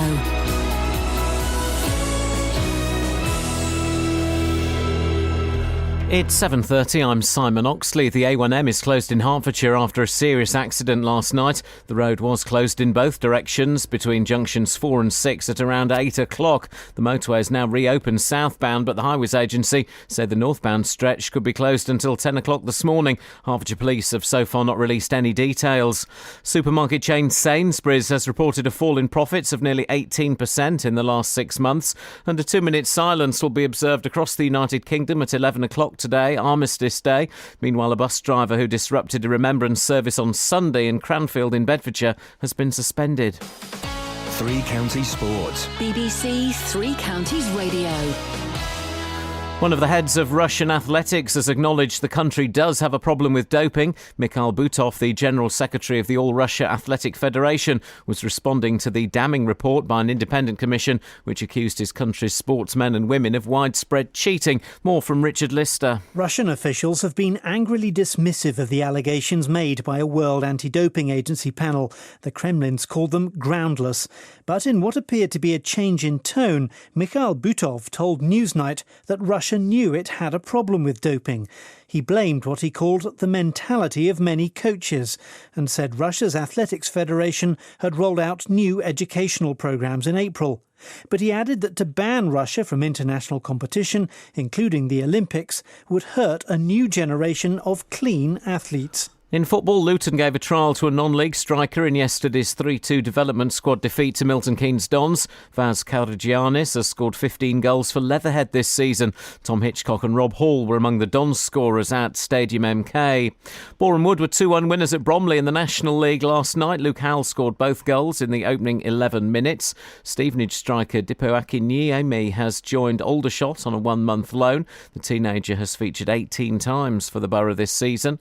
Elsewhere, Blackburn's Gary Bowyer has become the 8th Championship manager to be sacked this season. And England's cricketers start their 4-match one-day series against Pakistan in Abu Dhabi this morning. BBC Three Counties News and Sport, the next full bulletin at 8. Well, I'm not the kind to kiss and tell, but I've been seen with fire up. I've never been with anything less than a 9. So fine, I've been on fire with Sally Field, gone fast with a girl named Bo, but somehow they just don't end up as mine. It's a death-defying life I lead. I take my chances. I die for living in the movies and TV. But the hardest thing I ever do is watch my leading ladies kiss some other guy while I'm bandaging my knee. I might fall from a tall building, I might roll a brand new car, 'cause I'm the unknown stuntman that made Redford such a star.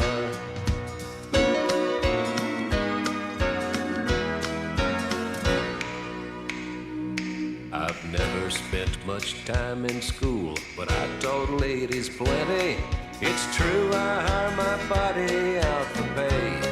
Hey, hey, I've gotten burned over Cheryl Teague's, blown up for Raquel Welch. But when I wind up in the hay, it's only hay. Hey, hey, I might jump an open drawbridge or Tarzan from a vine, 'cause I'm the unknown stuntman that makes Eastwood look so fine.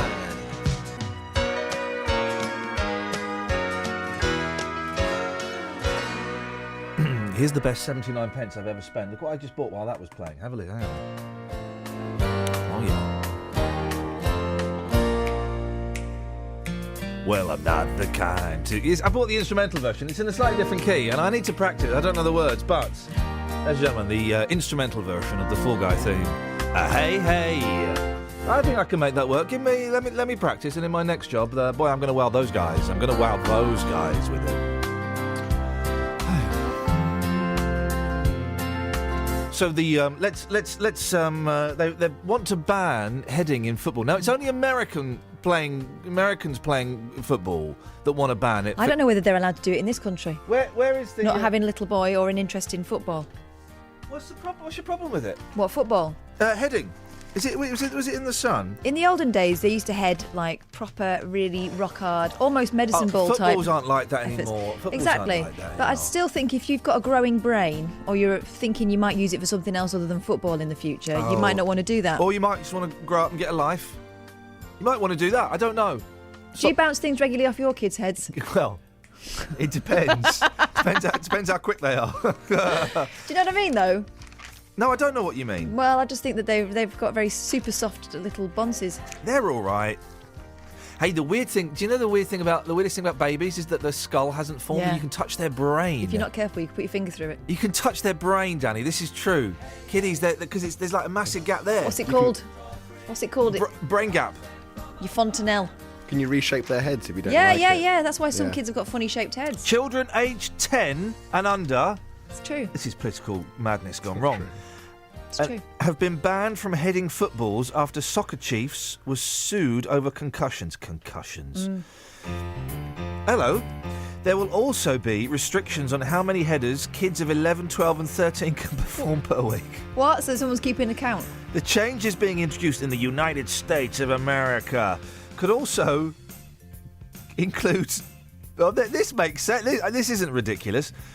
Could also include temporary substitutions for kids who may be concussed. Well, I would say get them off. If someone is concussed on the football pitch, I would pull them off immediately. It's all you can do, isn't it? Is pull them off. Definitely. Seriously, if they're lying prone on the floor, not necessarily kids, but if there's an adult lying prone on the floor of a football pitch, you've got to pull them off. Magic you've got sponges to get them got to get them off as quickly as you can. Yeah. Get two guys out there. Get two guys to pull them off if you need to. There's that great footage, isn't there, of the Greek footballer injures his leg.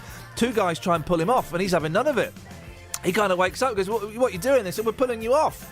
And then it all gets a little bit messy. Can you do that against someone's will, though? Isn't that... Well, I just think you've got to do it. US soccer. And FIFA and soccer and United States of America.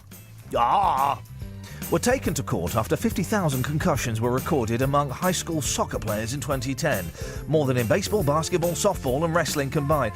What's this footage that's been on the telly today of Wayne Rooney at an American wrestling event? Yeah, starting on a wrestler. Well, could flatten him, couldn't he? You see him, the fella has a go at him, so he does like a little slap, and the fella does like a somersault in the air. It's as if it's all made up. Isn't it just? It's just big lads dancing. You can't say that American wrestling's made up, right? It's entertainment. But it is made up, right? And they go, there's that horrible episode of Louis Theroux where he says to American wrestlers, oh, it's all made up, and then they make him puke. Yeah. They make him work till he pukes up. Is that made up? But the thing is, no one's arguing that they're not fit, fat men in their pants, and there's nothing homoerotic about men in tiny, tiny pants and big boots jumping up and down and clotheslining each other. That ballet's still ballet, right? No one is saying they're not fit. They're fit, but it's all made up. You know, and of course there's exertion and choreography. It's skillful, you know, it's skillful, but it's made up. And it is funny. It's hilarious. There was one guy, I don't really follow American wrestling. You astound me. But my favourite American wrestler was a gentleman named Papa Shango. Ah, the magic one. He did voodoo, right? And he had a top hat and a cane. And what would happen, and it was incredible, and this is evidence, if Justin is listening, this is evidence that this stuff actually works, right? If he was losing a fight, right, suddenly he would do like an incantation, a spell, and he'd do like a little rain dance. Mm-hmm. The lights in the arena would switch off. The arena would be plunged in darkness for 10 seconds. When the lights came on, his opponent would be lying unconscious on the floor and Papa Shango would be stood atop him. If that doesn't prove that black magic and voodoo is real, then nothing does. My favourite was Ravishing Rick Rude. Oh, yeah. Was he the English guy? I don't know. There were the English guys. He was supposed to be like a hottie, wasn't he? Ravishing Rick Rude. There were the English brothers. Called like Lord Britain or something. Don't want to be called Lord Britain, no, not now. But they were called like the British brother, the Lord Bulldog or something ridiculous like that. My mates were obsessed with that nonsense. Listen, if there was a proper American wrestling show on with like superstars, you know, like Hulk Hogan and well, not Rowdy Roddy Piper, he's dead unfortunately. But people that I'd heard of, and someone gave me a free ticket, I'd go along and have a bit of panto, innit? Yeah. A bit of panto, but... Hilarious. What I like is when someone gets, I don't know, a stool or a guitar over the head. Oh, do they do stools these days? Dirty. I think that's that film with, not Pat Roach, he's a real wrestler. What was the fella? Mickey Rourke. I watched the wrestler on an aeroplane, not realising... that in an aeroplane films, they cut loads of stuff out. They cut like all the violence out. Do they? Yeah, they cut I've loads. watched some quite racy things on airplanes and thought, I hope no one's watching me watching this. No, you all right, Just? Yes, boss. By the way, if you need a wrestler, I know one. Who? P.T. Staniforth, who's from Luton. He's a tough guy, and do you know what? I might actually borrow him one day to go on the streets because he is mean. Why would I need a wrestler? What, I've not got a man in pants. I've not got a man in pants that's chasing me with a very flimsy balsa wood chair. I'm just giving you an option. You're talking about wrestling. I'm saying if ever you need a wrestler in the studio, just give me a shout. That's not a problem. Have you practiced your balsa wood chair head injury dazed thing? So someone's sneaking up behind you and you're waggling your head about. Those guys endure so much pain. Were you into American wrestling, Just? No, never. Do you know why? Because it's not real. Yeah, it's a soap opera. It's a soap opera. You know, if it's kicking off, that's great, but it's not real. Some of those wrestling ladies. Just give me a second, hang on. I'm all about that bass, about that bass. I'm all about that bass, about that bass. Here's the thing, right? You talk about corruption in athletics, right? And about how Russia is... By the way, it won't just be Russia that's involved in doping.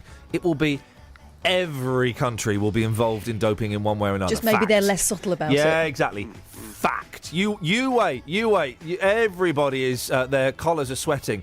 Partly because they're nervous, partly because when you take loads of drugs, you become very, very sweaty. So you wait. This is going to be a brilliant story. This is going to get bigger and bigger. But talk about corruption in athletics.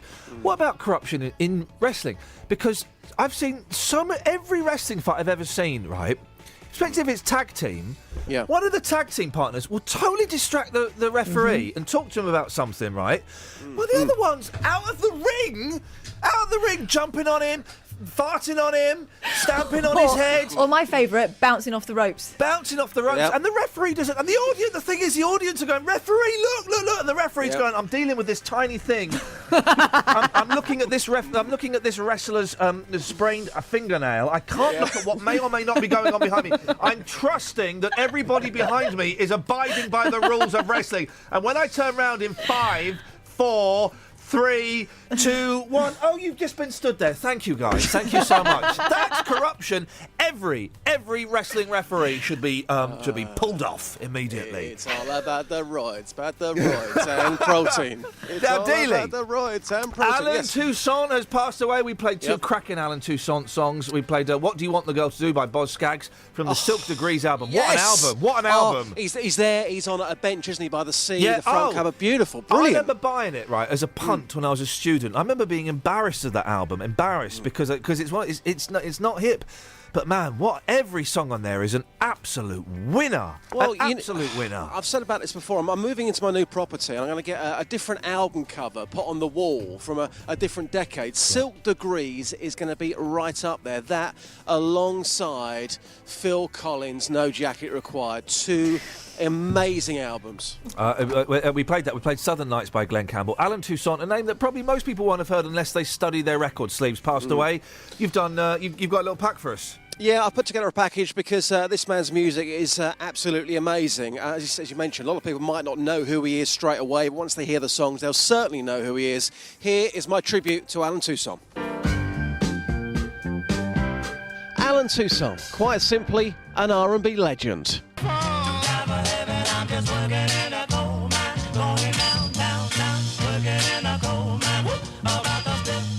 In 1966, Lee Dorsey took his song Working in a Coal Mine to the top 10 on both the UK and the US charts. A fortune teller. Well, it was so good, not only did the Rolling Stones cover it,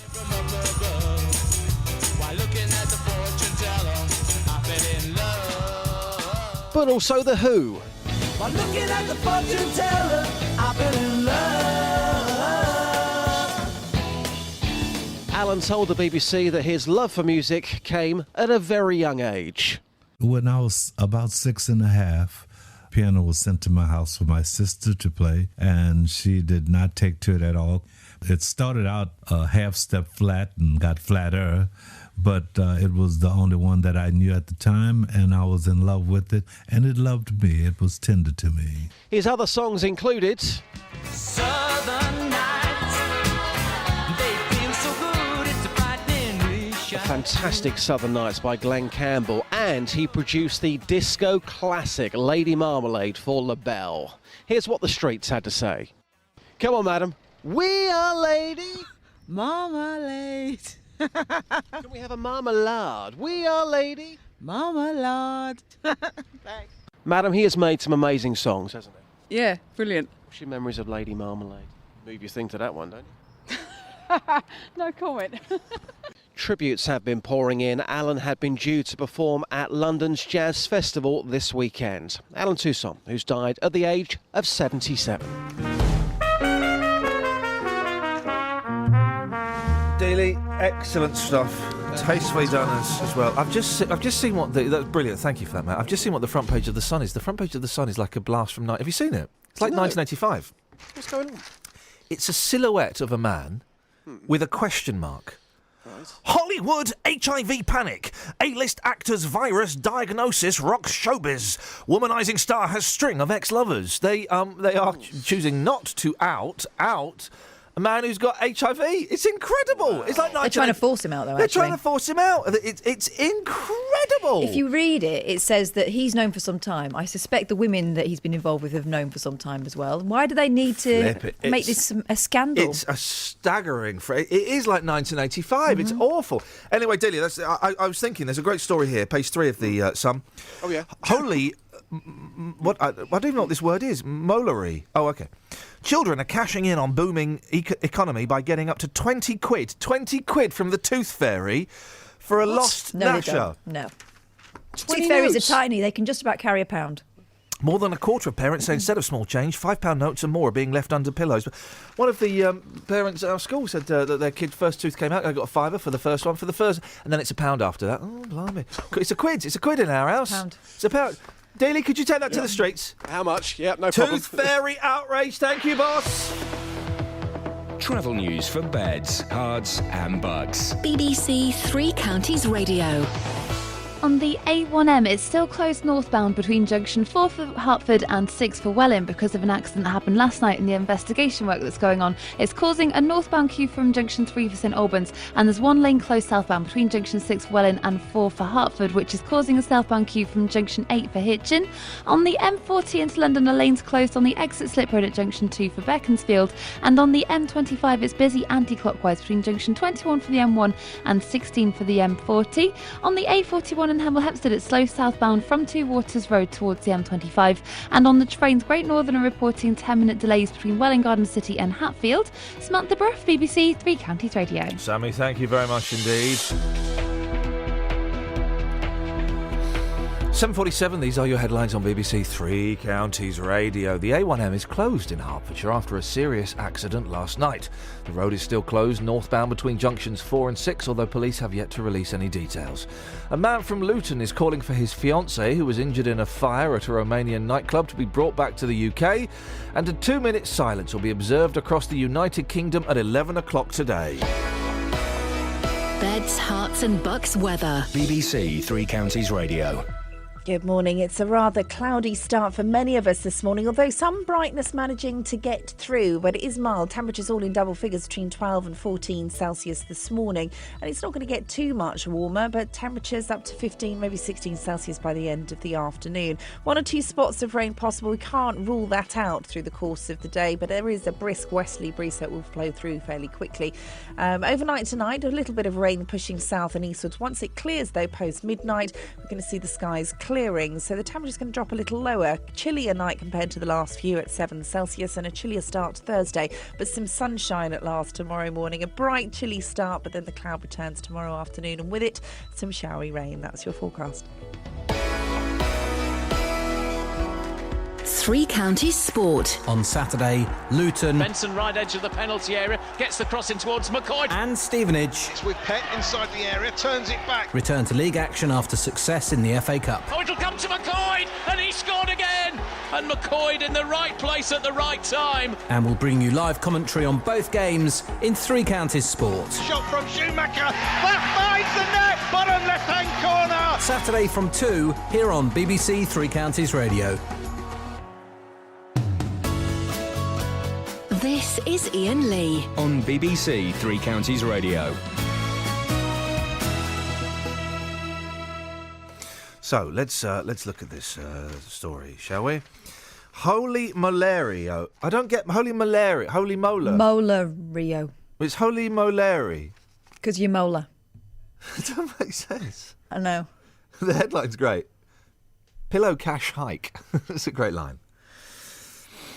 Holy Moleri. Children are cashing in on a booming economy. Where's that happening then, guys? Where's this booming economy I'm hearing so much about? Where's that happening? By getting up to 20 quid from the Tooth Fairy for a lost Nasher. More than a quarter of parents say instead of small change, £5 notes and more are being left under pillows by the magical visitor. That's only someone who didn't plan ahead. In a survey, they cited the economic upturn as the main reason for increased payment. The economic what? Flipping heck. 2% of kids find 20 quid or more. No one's putting a 50 under there. What's a 50? Is that pony? No, that's Is that monkey?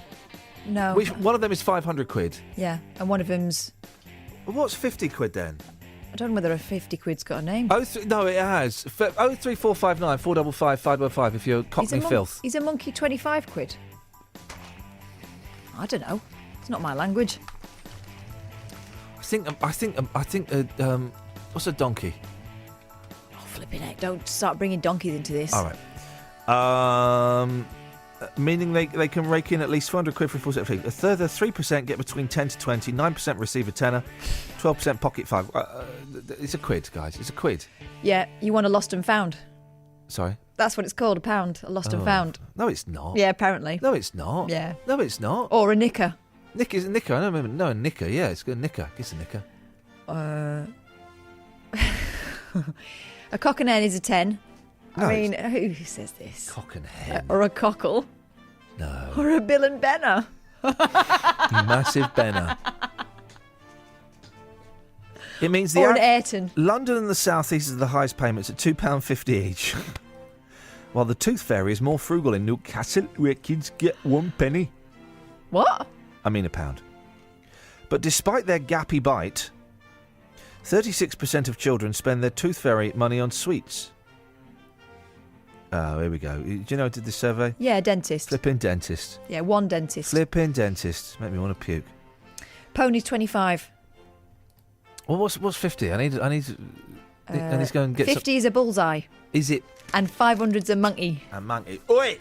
You owe us a monkey, Arthur. You watch out. You leave him alone. Leave it, Terry. I've got this sorted. Here's your monkey. Here's your monkey, and there's a pony on top for your trouble. Now get out of here. I never want to see you here again. Blind Steve. I wouldn't even give him a deep sea diver. That's not. Apparently it is. Or a lady Godiva. It's not. It's made up. That is made up rhyming slang. A Bobby Moore. A score. They're just making this up for Americans. They are making it up. That's not proper. Cockney rhyming slang, London's famous secret language. 03459 455 555 is the telephone number. As we. You know why the Cockneys made up the rhyming slang, don't you? So that the lords couldn't understand what they were talking about. Okay, who's got their so own... the law couldn't understand. Who's got their own language? Okay, I don't mean like Indians. Right. Cockneys. Mm-hmm. The Cockneys have got their own language. The gays. Yeah, Polari. Yeah, they've got their own... it's like back slang, isn't it? Mm. Ipsnay on the downsnay. And all that. So that's for the gay people. How boner to Vardy Dolly Odeek. Huh? Yeah. Butchers. Have a butcher's hook. No. Butchers have got their own language. We've done this before, haven't we? No. Oh, come on, the timelines are crossing. Someone's gone back in time and is messing with me because things are changing in my head. Yeah, butchers have got their own language. Right. Butchers, phone us up 03459 455 555. Why? I mean, you only need your own language if you're... Snide meat, innit? Snide meat. That's what it'll be. Butchers have got their own language. Who else has got their own language? I think that's it. I think we've covered them all. 03459 455 555. A 6-foot boa constrictor. We've not played that for ages, have we? No. Don't know where it is. I haven't got it. Do you want me to find it? I haven't got it on this computer. I've got nothing on this computer. I've deleted it all. I've not got any Beach Boys. Imagine having no Beach Boys on your computer. What kind of life is that? What kind of life is that? There's no life for a human being. Starve me. Take my water. Take my food. Leave me a little bit peckish. But please, don't take my Beach Boys from my computer. Oh, you have. A 6-foot boa constrictor was found just yards from a play area. Ooh. The snake, which could kill a baby or a pet, may have been dumped... Or a squirrel. Yeah. Killed the rabbit. Squirrels. Don't like squirrels. May have been dumped. Bonded with my dog last night. Did you? Yeah. Did you sniff her...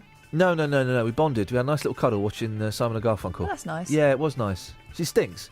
And I told her. But you've just got to accept that. Yeah. We were watching Simon & Garfunkel having a nice little cuddle. It was good. Enjoyed that. Good.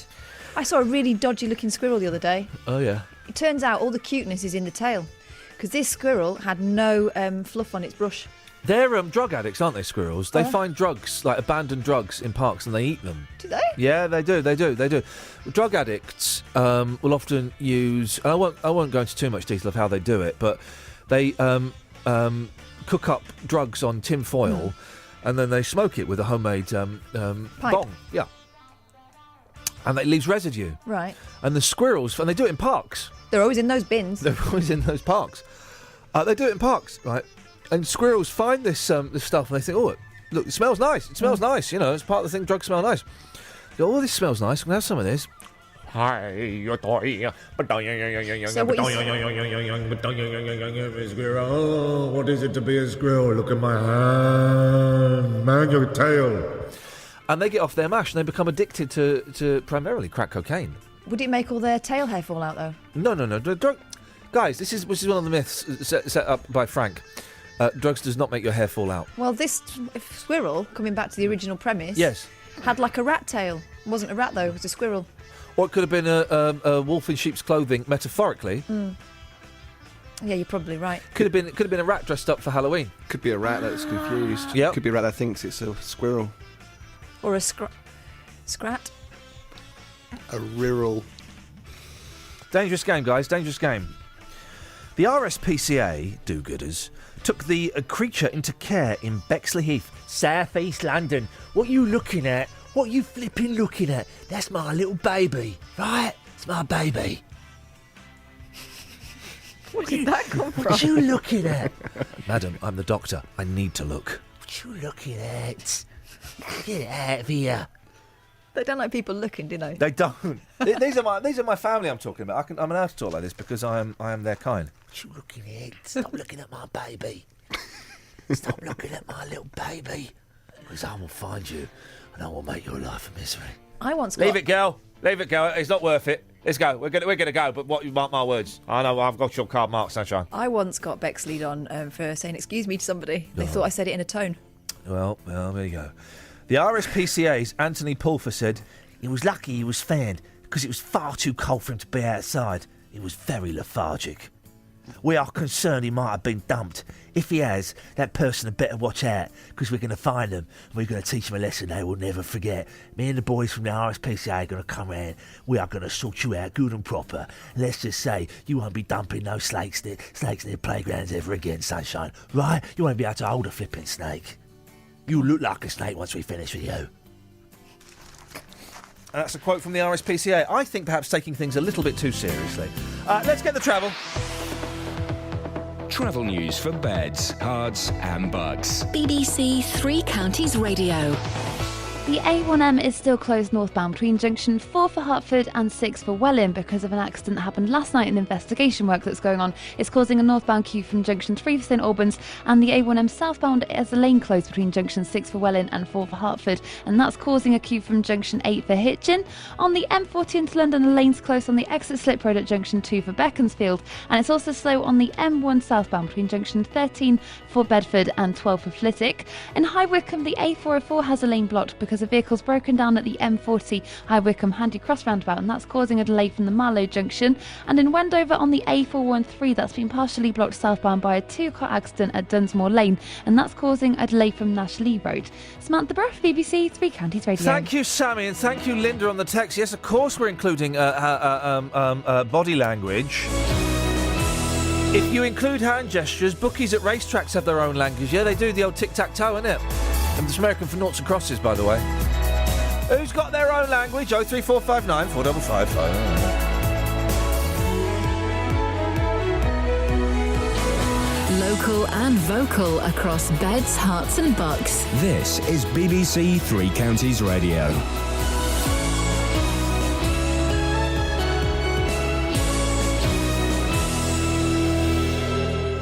It's 8 o'clock. I'm Simon Oxley. The headlines: A1M closed in Hertfordshire, Luton man at bedside of Romanian fiancée, and bus driver suspended after disrupting Poppy Day service. BBC Three Counties Radio. The A1M is closed in Hertfordshire after a serious accident last night. The road was closed in both directions between junctions 4 and 6 at around 8 o'clock. The motorway has now reopened southbound, but the Highways Agency say the northbound stretch could be closed until 10 o'clock this morning.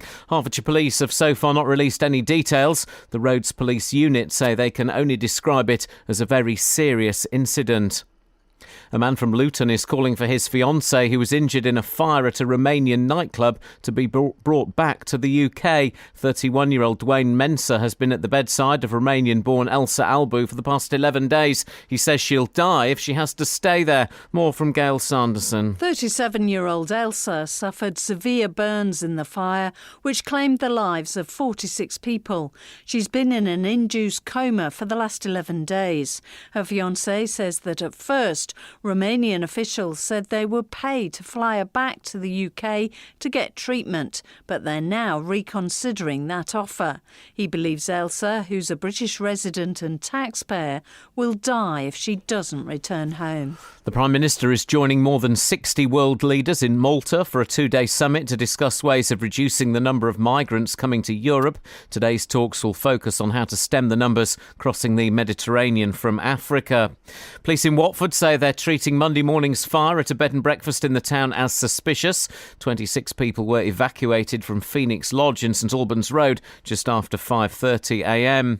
There's been an 18% fall in profits at Sainsbury's, but the supermarket chain still made more than £300 million before tax in the first half of the year and did better than analysts had forecast.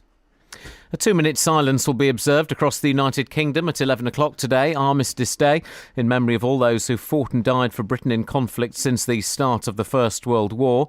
Meanwhile, a bus driver who disrupted a remembrance service on Sunday in Cranfield in Bedfordshire has been suspended. The incident was filmed by a member of the public who posted it online. These residents say the driver should have stopped and waited. It's a long-standing British tradition that at 11 o'clock on Remembrance Sunday, everything stops. And that should include buses.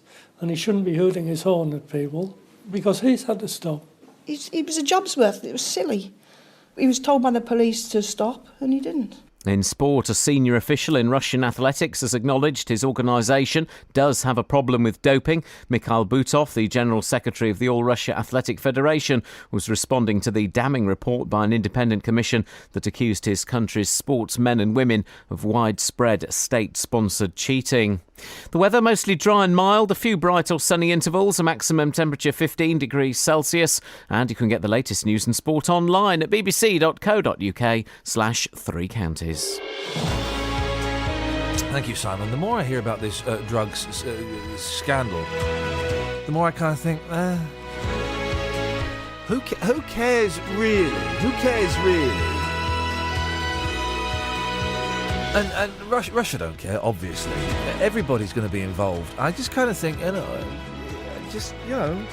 people want to take drugs, let them take drugs, man. I'm talking about athletics primarily. If they want to do it, let them do it. I would rather see someone, instead of, running the 400 metres in, what is a good 400 metres time these days? I'm going to say 45 seconds. I'd rather see them do it in 12 seconds. And if drugs enable that to happen, I'll be up for that. I know, but what do we tell kids?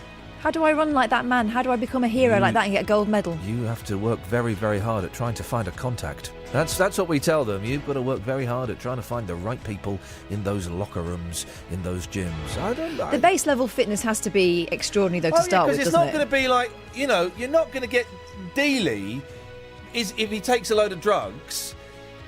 Let me just keep that image in my head for a second. Wow. If he takes a load of drugs, he's not going to be able to run, faster the 100 than Usain metres Bolt. Yeah, exactly. He's not going to run the 100 metres in 10 seconds. It's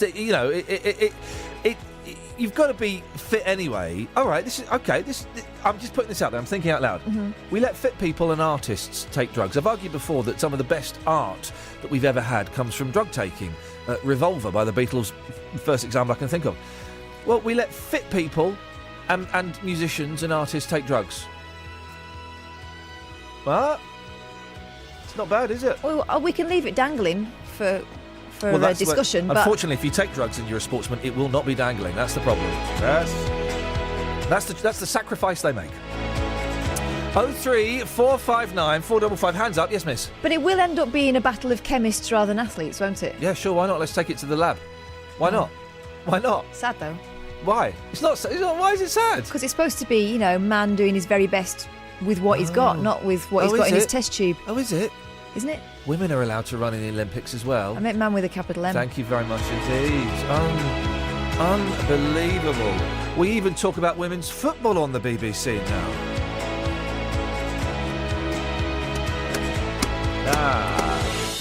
Across beds, hearts and bucks. This is BBC Three Counties Radio. Now, administrators have placed Penn School up for sale with an asking price of £6 million. The Rayners Special Educational Trust is bound by law to donate any profits to children with communication difficulties, the sort of children that the school was educating until this summer's sudden closure. Well, Janet Dunn is head teacher of ICANN's specialist school, Meath in Surrey, which provides a similar service to Penn. And we were already speaking to Amanda earlier on, whose son goes to an ICANN school. I'd never heard of them until now, and we can find out a bit more. Janet, what is an ICANN school? Morning, Ian. Morning. I'm shocked you've never heard of them. I know. Well, it's never been in my sphere, and, and now it is in my sphere, and I'm glad to learn more. Yes, we're quite a small school. ICANN, the leading charity for children's communication, has two schools, and we're the primary sector. So we're a smallish school because speech language communication is quite a rare need in children. So it's bright children normally should be in a mainstream school, in a normal school, but their language ability through neurological damage is not working adequately. So their listening, their understanding, and their ability to talk and express themselves is delayed significantly. And schools are all about listening and understanding and speaking. So when that bit goes wrong, then you'll find it really difficult in school. And so there are specialised schools to help those children, like Penn, like ICANN Meath School. How many children have you got in your school? We've got 55 children, all primary age range between 5 and 11 years old. Fantastic. Must be expensive to run. Well, the expense is always, as in any school, it's around the quality of the staffing that you have. And because the ICANN schools have teachers, but we also have in every classroom a speech and language therapist, a teaching assistant, and we have care teams for the overnight children. We have a nursing department. So there is a high level of staffing of quality, experienced people because the children's needs are so high. So they are quite expensive. ICANN is a charity. Is that right? It is, yes. It's a charity, a small, medium-sized charity. That must be hard work. I mean, part of the problem with Penn was that, financially it wasn't working out. How sustainable is ICANN? I mean, it sounds like it's a small, you've got a small school and the other school, but it must be tough. Yeah, I mean, it's a business, and no business is easy, especially in the current climate. But ICANN has just celebrated over 125 years in existence. Blimey. And yes, and the Meath School has been here since 1982. There was a school here before that since 1952. So, yes, I mean, if you're really dedicated to your cause and you have people behind you, and we do rely on donation a great deal, I have to say. We have a fundraising team and we fundraise from the school. So, but if you're really passionate about your cause, then you make sure it works out for the children and for the families, because if you don't exist, Penn, what a shock and what a loss for families, a loss for children and for families here who would have placed their children maybe at Penn going onwards from us. That option's now not there for them. Is that how it worked? A lot of your kids ended up going to Penn? Yes, some of them did. Penn was very specialised in ways that some of our children needed, and it was in a niche, really. In the area, it was a niche education environment, and so its loss means that some of our severe and complex speech language communication needs children are going to struggle. Their families will struggle to have a choice now. So yes, it took away an option from families. Is there a waiting list to get into your school? I don't know how many kids have these kind of conditions. I don't know. Is there a huge demand to try and get in, and you have to turn people away? Yes, there is always a wish to have children placed here by families, because the experience that we offer from the staff, the types of programmes, for example, we sign all day long, we use signing all the time. It's very rare to find that in other sorts of schools, so families are really keen to get the best for their children, and the specialist programmes that we would offer here having so many speech and language therapists, having an occupational therapy department, that's really rare to find in other schools. So there are a lot of families who would love their children to be placed here. And I imagine, and I'm sure this is not a possibility at the moment, but if you know things did change and your school closed down, it would be devastating for all those families, all those kids, and the community. Absolutely so. I mean, we're not going to. Oh no, I've been in ICANN since 1986. We are strong and sound. I know. It sounds like you could power it by your own willpower, Janet. You sound very determined. I don't want to get on the wrong side of you. Oh, no, that's not. No, I mean, I think you just get the speech and language communication needs bug as a teacher, as I once was. It's really fascinating how you work with children who don't understand properly and can't communicate properly but are bright. How do you work with those children to get the best out of them? And that's what ICANN is all about. The charity is totally committed to children with speech language communication needs who don't get the support they need, maybe in other provision. So we're very specialised in that area, and yes, we do fill a little gap in the market, if you like. What you got planned in school today? Are you getting ready for Christmas shows and stuff? Because my boys are coming home from their primary school and they want to show us the Christmas songs they've learned. They're doing all kinds of stuff. I know.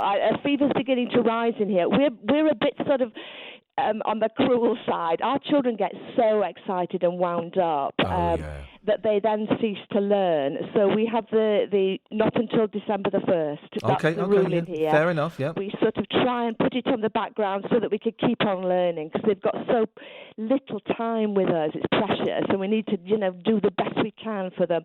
But yes, come December the 1st, that's it. The whole place is rehearsals, parties, outings, really jolly things. I think today we'll probably take opportunity to be calm and silent around 11 o'clock because children need to remember other things other than Christmas, and they need to understand their world as well. So, but the Christmas fever will definitely be upon us, yes. Excellent. There's nothing like a primary school, any primary school, in the 2-3 weeks building up to Christmas. It's the most exciting feeling in there. It is. I mean, I've been in primary education all my years, and I still, to this day, as heartened as I am, I still get a lump in my throat when the nativity is happening every single year, because children... They show you at the nativity, especially children that can't speak very well or understand very well, they can be on the stage proud of themselves and doing something that's relatively normal for their families to see in a nativity. So even our children, it's very emotive around the Christmas assembly time. It really is, yes. They can achieve there very, very well in these schools. Brilliant. Enjoy it. Janet, what's the website? If people want to find out a bit more about ICANN, where do they go? They go to www.icann.org.uk Brilliant. or www.meathschool.org.uk. So, Nice one, do find out about us. They're really wonderfully fascinating. It's and nice. If you want to. Oh, do you know what? I might take you up on that offer one day. You should. Nice to talk to you, Janet. Thanks very much. Enjoy the rest of your day. Thank you, Ian. Bye-bye. There you go. That's what you want. Someone in education teaching whoever, whatever age kids, whatever problems they have, but with that enthusiasm. She's brilliant, Boom. isn't she? I'll have some of that, please. Nice one, Janet. Thank you. 03459 455 555 is the telephone number. I've just been back to the Facebook page. We posted that video of the bus driver on Monday. Was it Monday we did it the first time? It's got really nasty. The comments on there. Which is a real shame, because that's not what the idea was. It's the story about the bus driver who carried on driving during the Remembrance service on Sunday. And it's got really aggressive on there, with people having a go, it's disgusting, he should be sacked, people died for this freedom, and other people going, well, yeah, people died for the freedom to remember it or not remember it, or, well, I wonder what the story will be tomorrow about who ignored it at 11 minutes past 11. Do we do it 11 past 11 or do we do it 11? I don't know. No, 11. Should be 11 o'clock on the dot. I think so, yeah. I think it is, isn't it? Should be 11:11, shouldn't it? See, I don't even know. Then it starts to get complicated. There's a furore. But there'll be stories in the paper tomorrow about okay, let's see. Jeremy Corbyn will be spotted on the mobile phone at that moment in time. Who else are they out to get? Me. Somebody. There'll be loads of stories in tomorrow's paper about people who ignored it. They've got no respect. Here's a thing that could come out of the terrible, devastating price of war and what happens when people stop talking to each other.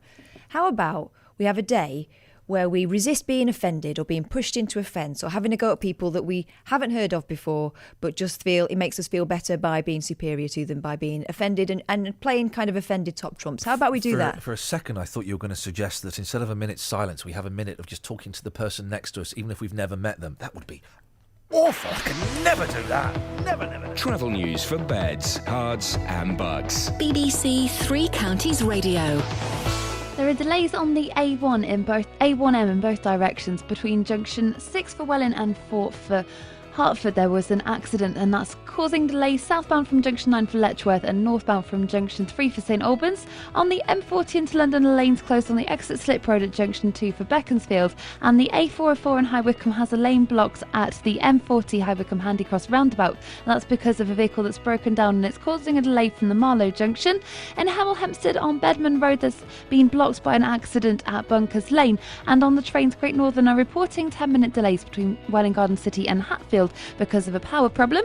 Samantha Brough, BBC Three Counties Radio. Thank you, Sammy. 8:16, these are your headlines on BBC Three Counties Radio. The A1M is closed in Hertfordshire after a serious accident last night. The road is still closed northbound between junctions 4 and 6, although police have yet to release any details. The Prime Minister is joining more than 60 world leaders in Malta for a 2-day summit to discuss ways of reducing the numbers of migrants coming to Europe. And a 2-minute silence will be observed across the United Kingdom at 11 o'clock today. Local Live. Local Live is a live update service from the BBC. Live news, sport, weather and travel updates for beds, hearts and bucks. You can get the latest on more than 30 stories during the course of the day. Video, audio and the best of social media for where you live. You can have a much more dynamic, updated live news service than ever before. Wherever you are, from the BBC and beyond. 1 or 2 showers working their way in later on this afternoon. Local Live. Milton Keynes Dons secured a vital win as they beat Charlton 1-0 at Stadium MK. Online, on your mobile and on your tablet at bbc.co.uk/3 counties. The M1 southbound slow going 12 to 11. Local Live. bbc.co.uk/3 counties. See what makes me sick? Okay. Cumberbuns. Dominic Cumberbuns. Right. What's his name? The posh... Benedict Cumberbatch. He's great. Sorry? He's great. Why? He's good. He's a good actor. I did quite like... if you did your hair properly and had a wash, you could look a little bit like him. No, he looks like he's been hit with the face with a pan. I look like a badly drawn Benedict Cumberbatch. You do. You've got the same squinty, tiny little pig eyes. Right, okay, Piggy, mate. squinty, horrible, kind of the eyes of a murderer. You've got those eyes. Horrible, really, I mean, disturbing to look into. I'd hate to be any partner of yours, and every time that face loomed towards me, just like, oh, exactly that noise, Catherine, yeah. You got just like Dominic Cumberbuns. Wow. Thanks, mate. Your absolute pleasure. Welcome to the team, mate. This is what happens. Thrilled Dominic Cumberbuns picked up a gong. Why do they call it a gong? Because it's not a gong. I was so disappointed at the age of 27 to realise, they don't get a little dong. Dong. It's a medal. I've no idea. Is it because is it a hilarious way of saying it's a massive donking great medallion? I don't know anything about his donking greatness. From the Queen yesterday for his achievements as an actor and his charity. For having a job. Do you know what he's filming now? Yeah. Are you talking to me? Yeah, I know. What's he filming now? Doctor Strange. Yeah, Marvel Comics. He's doing a superhero movie. What does Doctor Strange do? He's a magician. Oh. Flipping heck. So you want to watch a real film about a magician? Bill Bixby, The Magician. Watch that. Bill Bixby, who was he? A magician. No, he wasn't. He was the Incredible Hulk. Dr. Bruce Banner.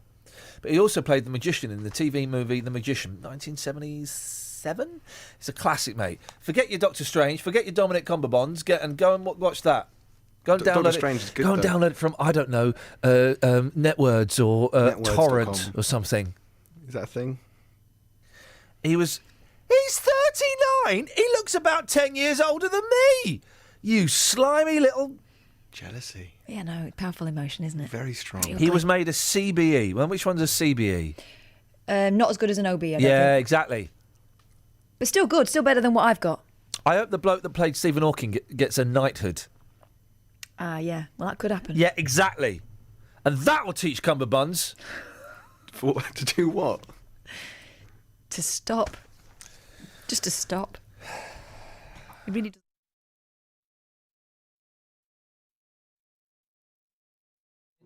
Isn't that I think that's the phrase they use.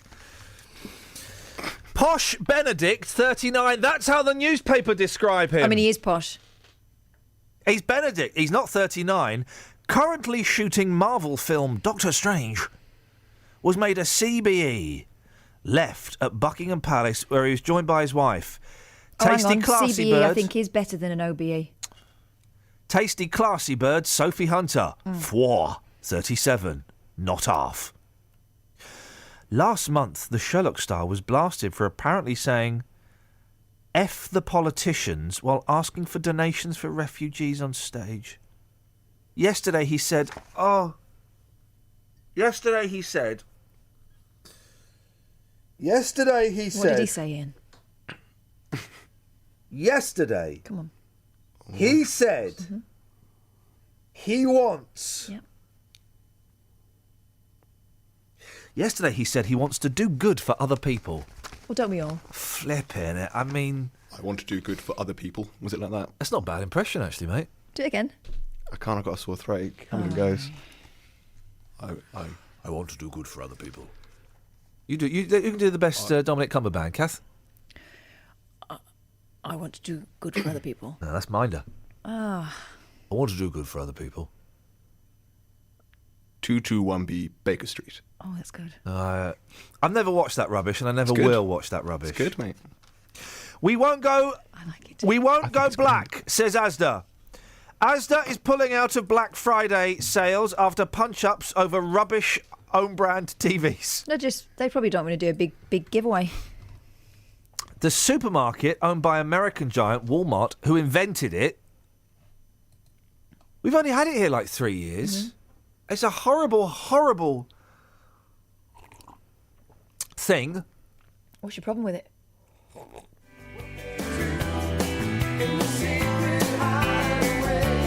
Daytime friends and nighttime lovers. Hoping no. Why would it be at night time? If you're having an affair, you've got to do it in the daytime. More questions asked, aren't there? Otherwise, going to bed. Wait, what are you getting out of bed for, darling? Oh, I'm going to walk the dog. We haven't got a dog. It died 3 years ago. I mean, I've got to go to work. But you've been at work all day, hanging out with your friends, your daytime friends. You've not got nighttime lovers, have you? No. Leave me alone. Doesn't work. Got to do it in the daytime. Also, secret hideaways are tautology. If it's a hideaway, it's already a secret. You don't need to say that again. Come on, guys. Come on, Kenny Rogers. Come on. Not thought this through. He's not thought this through, and that's why he's got the. Have you seen? He looks like the House of Dr. Wax. Have you seen him now? Yeah. Awful. But after last year's chaos, secret hideaway, is that a euphemism? If you like. Okay. But after last year's chaos, which saw shoppers hands in the night of day. You'd call it a love nest, wouldn't you? That's what the papers call it, a love nest. But after last year's chaos, which saw shoppers knocked to the ground, it said it would not join in this year. Experts said... experts. Fight experts. MoneySupermarket.com. No, Super Saver... Oh, here we go. Ebony and ivory live together in perfect harmony, side by side on my... Who's harmonising? One of you's harmonising, and it's really I got bored. Putting me off. I'm not having that song now because one of you was harmonising.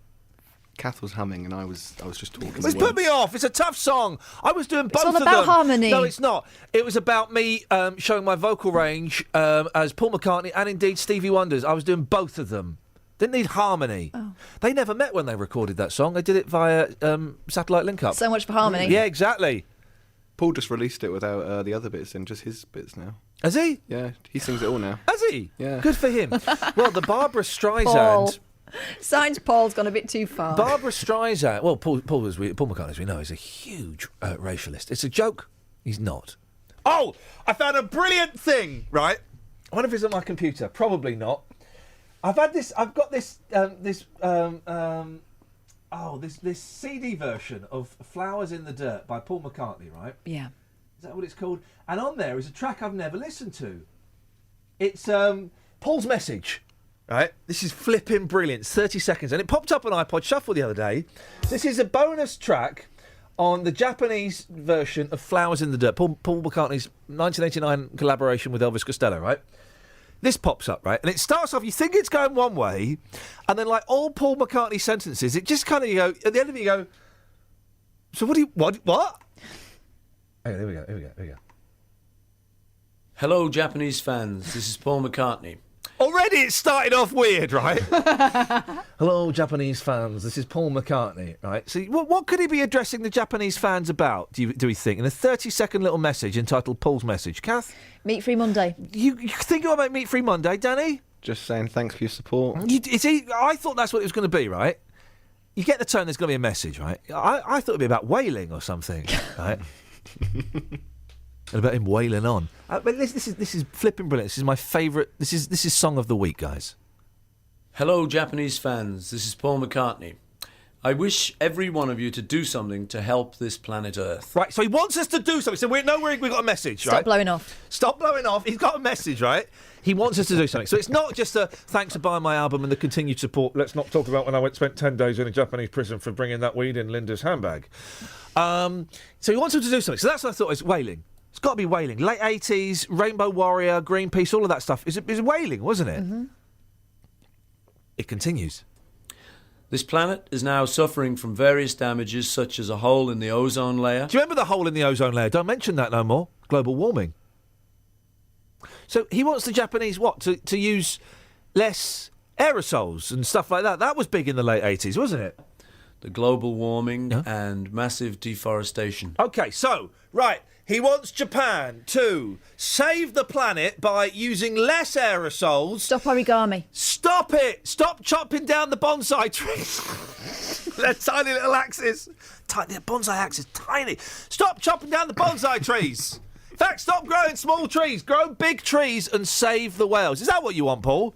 So please think of this for your family, for the people you love and for yourself, and try and get us to achieve love and peace and health on Earth forever. Forever. What's he saying? Turn the heating off. Is there an extra? So hang on, he's going from, there's the hole in the ozone layer, there's global warming, there's deforestation, so just be groovy, man, love each other. And there's a bit... Can we fill it with love?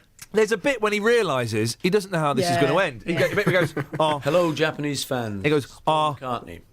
I wish every one of you to do something to help this planet. Already he's thinking, I don't know how this sentence is going to end. The planet is now suffering from various damages, such as a hole in the ozone layer. Here it comes. The global warming and massive deforestation. Here we go.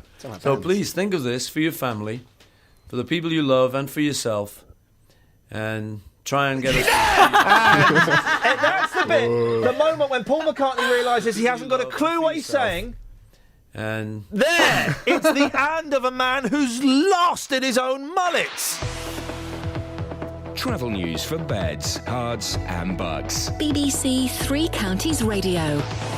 There are delays on the A1M in both directions in Welwyn. Between southbound there are queues from junction 9 for Letchworth towards junction 4 for Welwyn Garden City, and northbound there are delays from junction 3 for St Albans towards junction 6 for Welwyn. On the M40 into London, the exit slip road at junction 2 for Beaconsfield has a lane closed because of a vehicle that's broken down there, and on the A404 in High Wycombe a lane's blocked at the M40 junction 4 for the High Wycombe Handycross roundabout, and it's causing a queue from the Bisham roundabout. On the A5 in Hotcliffe there are queues at Leighton Road, and the A5 in Dunstable is also very busy in both directions between the A505 and Brewers Hill Road through the roadworks, and Great Northern trains are still reporting 10-minute delays between Welwyn Garden City and Hatfield because of power supply problems. Samantha Brough, BBC Three Counties Radio. Across beds, hearts and bugs. This is BBC Three Counties Radio.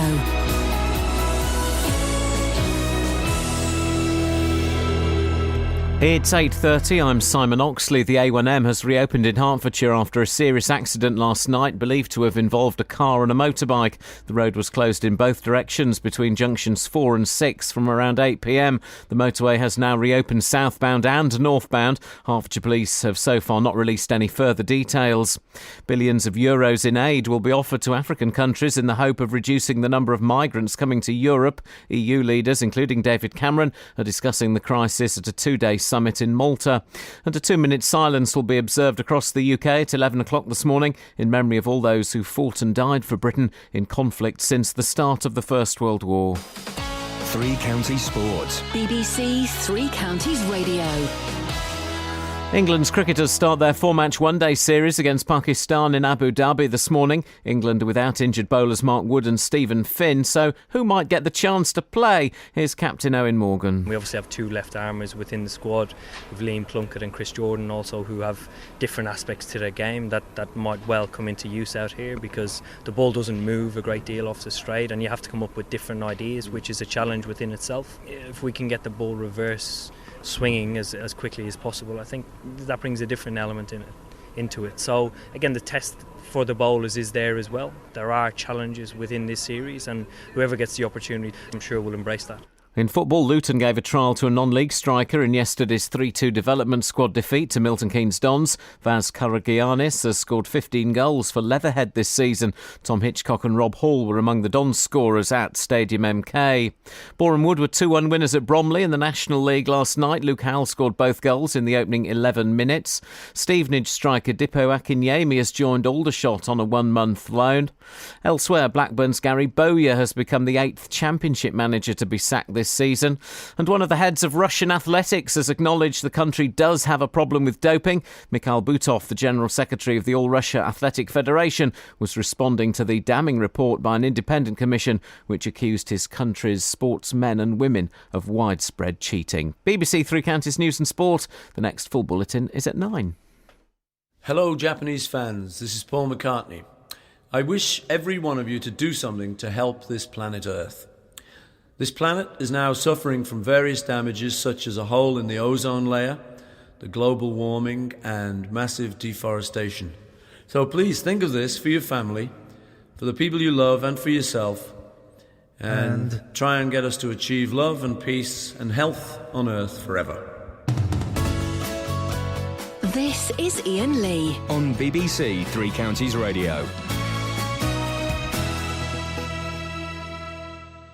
03459 455 555 is the telephone number. So, experts say that Black Friday could die out as other big name stores are expected to follow suit. It's horrible and it's common. It's people at their worstness. A shopping scrum. It's dirty. You're getting own brand televisions that you wouldn't buy. You wouldn't buy ordinarily. That's the thing, guys. We're sucked into the trap of buying these things because we think we need them because they're cheap. We don't need them. We've got a TV. What's wrong with your TV? Save up and buy one that you really want. Asda, the first major chain to quit the November the 27 event, said it will invest the 26 million quid it saves. Here we go. To provide wider price cuts for customers. Boss Andy Clark said, people told us they don't want to be held hostage for a day or two of sales.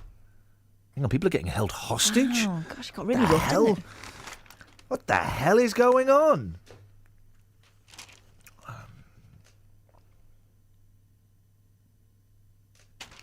Just seeing if there's anything else in the papers, because I'll be honest, I'm spent for the last 30 minutes. Yeah. We've not really had any news stories to talk about today, guys. Thanks for that. Here we go. This is a little bit of fun. Should we have some fun with this? Let's. Have a bit of fun with this. The home in the video for the 1982 Madness hit single Our House was sold for £565,000 in Willesden, northwest London. Bit of fun there. Yeah. What was the headline? Their house. New house. Mad house sold. Oh. They could have done a bit more with that, couldn't they? Busted are back together! And it's all three busted! And the tall, lanky, blonde one's got dark hair! Charlie Simpson insists I like Busted. What was the good song they did? I interviewed Busted, and they were absolutely. I've got a side. Was that them or was that McFly? Which one? Year 3000. Yeah, it's a good song. That's song. a cracking song. I interviewed Busted, and I've got somewhere. I pray to God I didn't clear it out in the Great Purge. I suspect I might have done. I've got a signed copy of their album. Oh.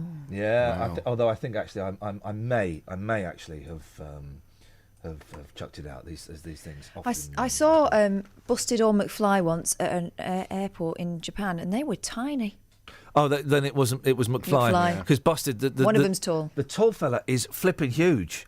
Flipping. I mean, he's taller than me, and he's like a beanpole. He's a skinny man, but a powerful man, a very powerful man. You can feel his power. You're in a room and your eyes are closed. You're asleep. You know when he's entered the room because his power is just emanates from him. Just indulge me, guys. Time travel sexual fantasy.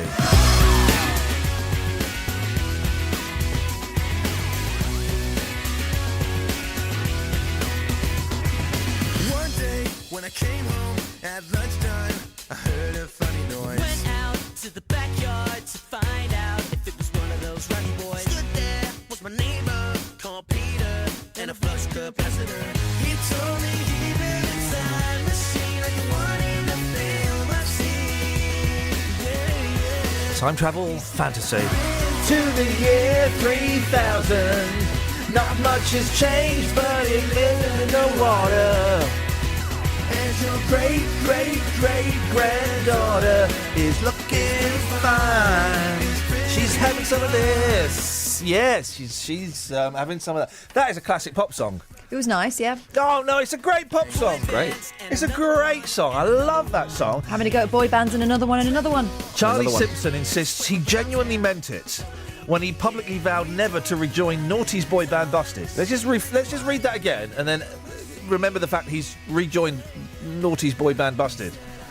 Charlie Simpson insists he genuinely meant it when he publicly vowed never to rejoin Naughty's boy band Busted. But 10 years after breaking literally dozens of teenage hearts by ending the group responsible for the songs, he's back. It's a dramatic turnaround. It's a U-turn. He made front page news in 2005 by turning his back on pop to concentrate on his metal band Fight Star. But the new dad, now 30... So when I interviewed him, he must have been 19. Flippin' heck. Shakes his head and says, I can see why someone would think I want a piece of the action after seeing the success of McBusted, but financial motivation isn't what this is all about. All right, It's all about Charlie. the music. Anyone who knows me knows I love music. Yeah. I could have made a lot more money staying in Busted in the first place. I wouldn't just do it for the money. Just the money. I think that's great news. Yeah. I love Busted. They're really nice blokes. Are you going to go see them? If there's a free ticket and I'm not got to be up early the next morning, yeah, I probably would. I don't know. I'm uncomfortable with this. I think that they've had their turn. Isn't it someone else's go? No. You're wrong. It's a lot of people reappearing at the moment, and Exactly. they've had their goes, and I think it's someone else's. Yeah, so they're getting their second goes. Every band knows. We know the trajectory of a band is to be big. Then for one to leave, for them to carry on a bit, and then to stop. Peter out, yeah. Then the comeback. It's all about the comeback. We know that that's an accepted part of a band's history. How long do you think it's going to last this time? 6 months? A tour? They'll do a tour and an album. Yeah. If the album does well, they'll keep it going. If the album doesn't do well, they'll go, we've had a lot of fun, thanks very much. We'll probably see you in another 3 years. JLS will reform soon. No. Yeah. JLS will reform soon. Of course they will. And they make the money by doing, and they did, these guys didn't, but bands make the money by doing the farewell tour. Kiss have done like 12 farewell tours. Look at Streisand. Exactly. We can't get rid of that woman. We cannot get rid of that woman. I think it's brilliant. I love it. What about Oasis? They'll get back together. Of course they will. Of course they will. You know, Alicia Dixon's had another crack at it. It's just like... Oasis? No. What? Mystique? Pop stardom. Mystique? No, just on her own. And solo don't count. That's like Ginger Spice releasing a solo single, the one with the little aliens, midgets in the. Oh, that was terrible, wasn't it? Oasis will get back together because Oasis are the most cliche band of all time. They did the the up and coming young bucks. Then they did the Cocaine album. Then they did the we're going to get back to our roots. But actually, that was tedious. Then they did the Split. Of course they'll get back together. Of course they will. Well, they will always be in touch with each other, won't they? Because they're brothers. Well, yeah, they see each other at the parties and stuff, and I bet they get on all right. Of course they do. They're fine. Apparently they do now. Well, yeah. That's what Noel says. It's as if it was all a big con. Isn't it? 03459 455 555. Mum, Hannah Johnston, went to serve a frozen meal she had bought and found a bunch of keys inside. Oh. You know Skellington keys? Yeah. Open any door. Any door, a Skellington key will open it. How does that work? How does it work? Because that to me seems... that was, as a kid, I wanted to be able to hypnotise people. I can do that. I learnt how to do that. By reading a book, primarily. And there's other stuff, but I read a book. And I wanted a Skellington key that could open any door anywhere in the world. How does that work? I'm imagining it would be like a template key. Huh? Well, so it'll have all the basic fundamentals for... I don't know. A template key. Yeah, I mean, because some of them got notches in and stuff, you haven't put they? two words together, 3 syllables that make no sense whatsoever. Right, you know if you go to Timpson's and they carve you a new key out? Yeah. One of them. Why would I get Timpson's to carve me southwest region of United Kingdom? Oh. Well done. Right, you're very, very welcome. You're very, very welcome. I like Timpson's. They employ prisoners. Mm-hmm. Second chances. Or third. Yeah, well, although Timpson's could not... I'm posh. I don't like to go on about it, but I'm posh. Timpson's, they do the garage keys. I've got a garage zapper. My garage, if you hit it in a certain way, it just open. Wowzers, thanks for that. And I took in my zapper. It says on there, we do all zappers for garage keys. I took it in and went, okay, we can't do that. Sorry? Can't fix that. Too posh. Well, flip it, I'm supposed to get into my garage. So can't get in the garage. 2 kids are in there. Been in there for about 6 months. Can you not open it manually? No. Well, you have to go around the back. Don't. You have to go out through the garden. Yes, of course I've been in the garage. A ridiculous thing to say. But I can't zap it. Oh. Got to go to a specialist for that. Well, who? Hang on a minute. Let's speak to Justin. Justin. Morning, boss. Who's gonna basically? Because I've got one and the battery's gone. Who's gonna make another garage zapper for me? A zapper expert? He's taking the mic now. And then. Okay. No. What's Frank Zappa got to do with it? No, I'm just saying that I'm sure we can find you a zapper expert. And that's a great thing to be, I would have thought. Yeah. It would be. I remember seeing those things on American television when I was a kid. You'd have these big chunky things that would open up garages and stuff like that. And thinking, wow, that is the future, man. That is the future. Yeah, but nowadays you've got these multi-use zappers. So you can zap your garage, you can zap your TV, you can zap your hi-fi. It's a multi-use zap. I'm trying. If only my computer worked, because I would be being hilarious and I'd be playing... I'm sorry. So sorry. Please accept my apology. Literally the best I can do. Bear with me. It makes sense.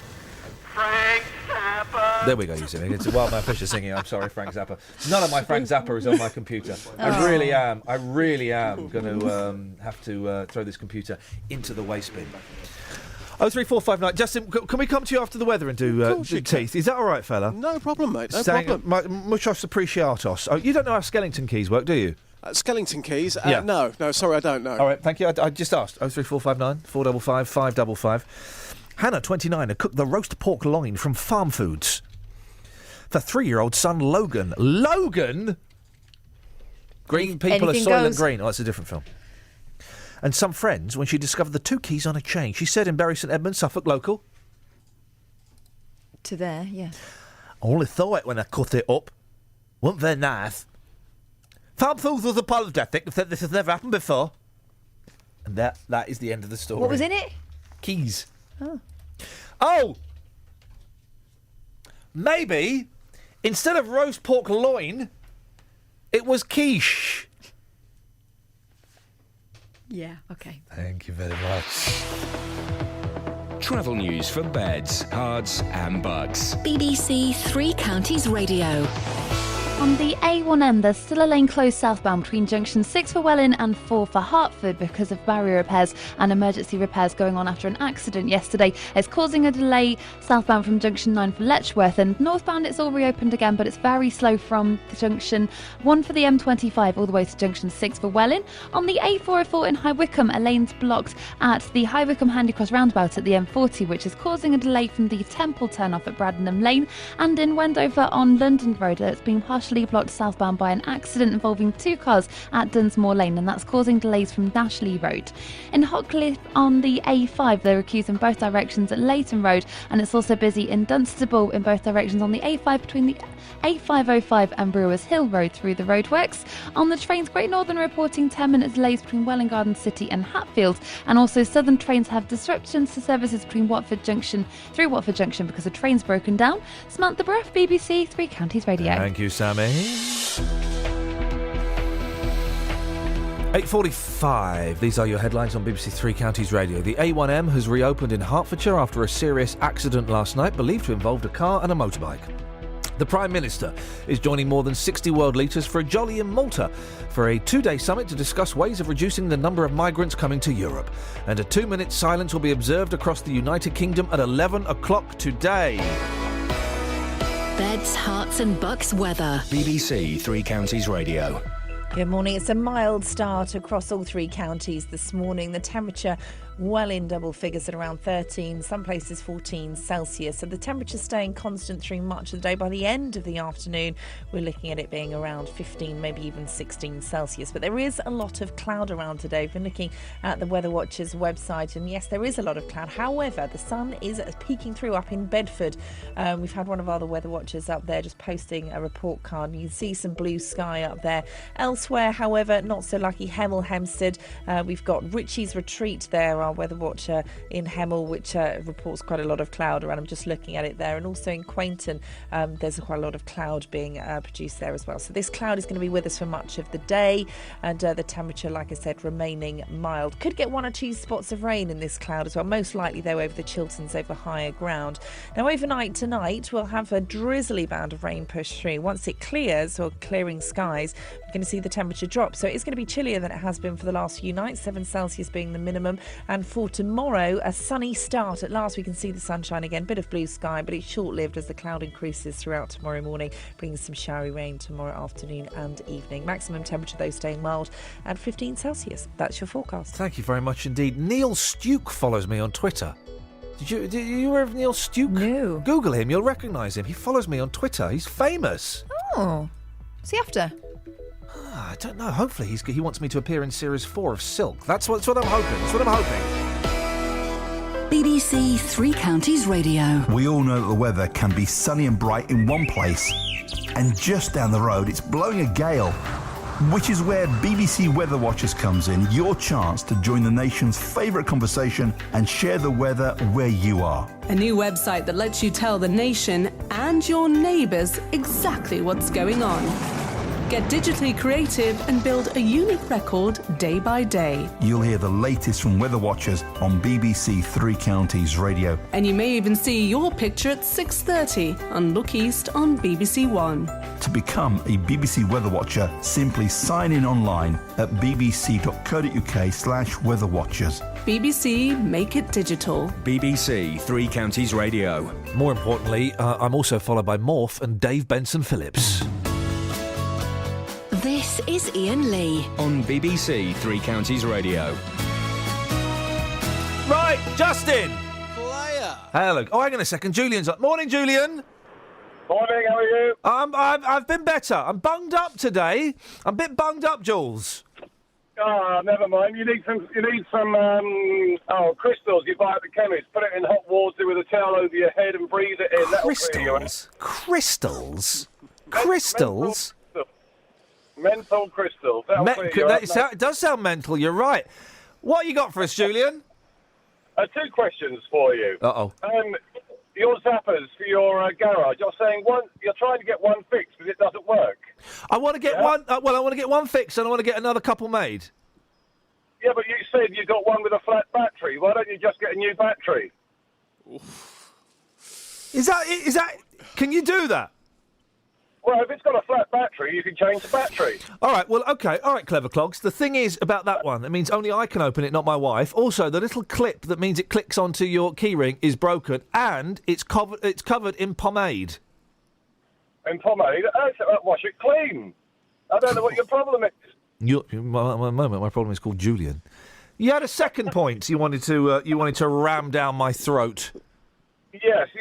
How do you say skeleton? Well, say it properly. Skellington. Well, it sounds like you're saying Skellington every time. No, I'm saying, no. I have the same problem with my 10-year-old daughter. No. Not that I'm associating you with a 10-year-old child, but... Julian, I'm saying it properly. I'm saying, listen very carefully. I will say this only once. Inside my body is blood, gut, and my skeleton.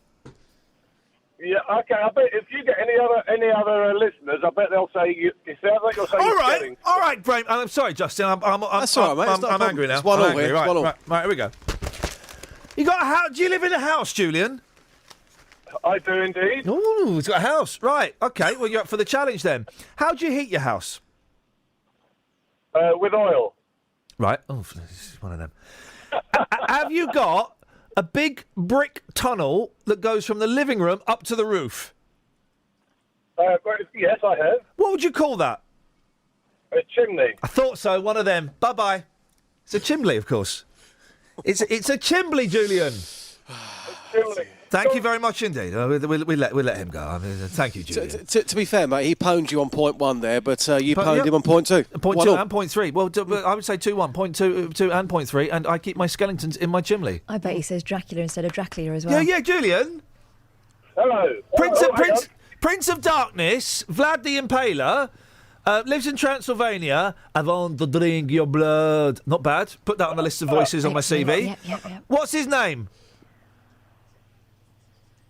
What, Dracula? Dracula. Dracula.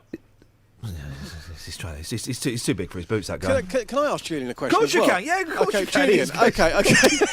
Julian, is it sausage or sausage? Now think about this carefully. Sausage. Yeah, good man. Thank you. No, not swage. Sausage. No, sausage. Sausage. God. Julian, can we keep Julian's number and can we hand it over? I think social services start at 10:30. Yeah, he's in charge of people. I know, exactly. He won't be by the end of play today. Julian, we're going to pass your details on to social services and we're going to get those children into a loving environment with someone who could speak properly, all right? Absolutely not. Thank you very much indeed. There we go, Julian.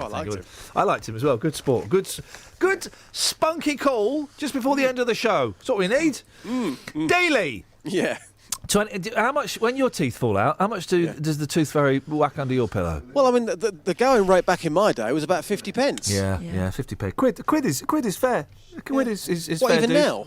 Yeah. Do you know what? My kids don't count it up anyway. They just say they got a coin. Yeah. Well, my kids understand money. Never too young. We've had this argument before. So what do you think it should be then, Dills? Well, I think maybe what 2 or 3. You can't put multiple coins under there. No. What? Okay, £3. That's $5 at a push. Listen, she's a fairy, not a weightlifter. £5? Yeah. You're it's the going rate. Listen, if it was 50p back in in the 80s, inflation. That make it means I think it's fair enough. Inflation. If you follow that through, it's about 1,500 quid. No, I think a £5 is fair enough. In today's if you can afford it, £5 I think's a good rate. The thing is, because you do what I used to do as a kid. Then when you try and make your teeth come out early, you sit there going, I think I can get this one. I think I can get this one out. I just hurt all enough. That fella, remember that fella you met? Where was it? St Albans. He pulled his teeth out. He pulled his teeth out for us because he must be worth a fortune. That's just because that's just what he does.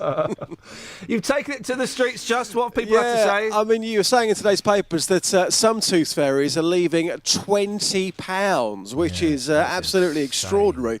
So I've been asking people what do they think the going rate is, and also parents this morning when the tooth fairy has arrived at their home, how much has the fairy left? Here's what happened. 50p everyone I used to pay. Nowadays, some kids are getting £20. You serious? I'm being serious, yeah. That's a joke. £20 per tooth. disgusting. What's happened to this country, madam? Awful. That's awful. How much do you think, madam, that some tooth fairies are leaving for children these days? I haven't got a clue. Come on, take a wild guess. Quid. 20. Quid. Joke.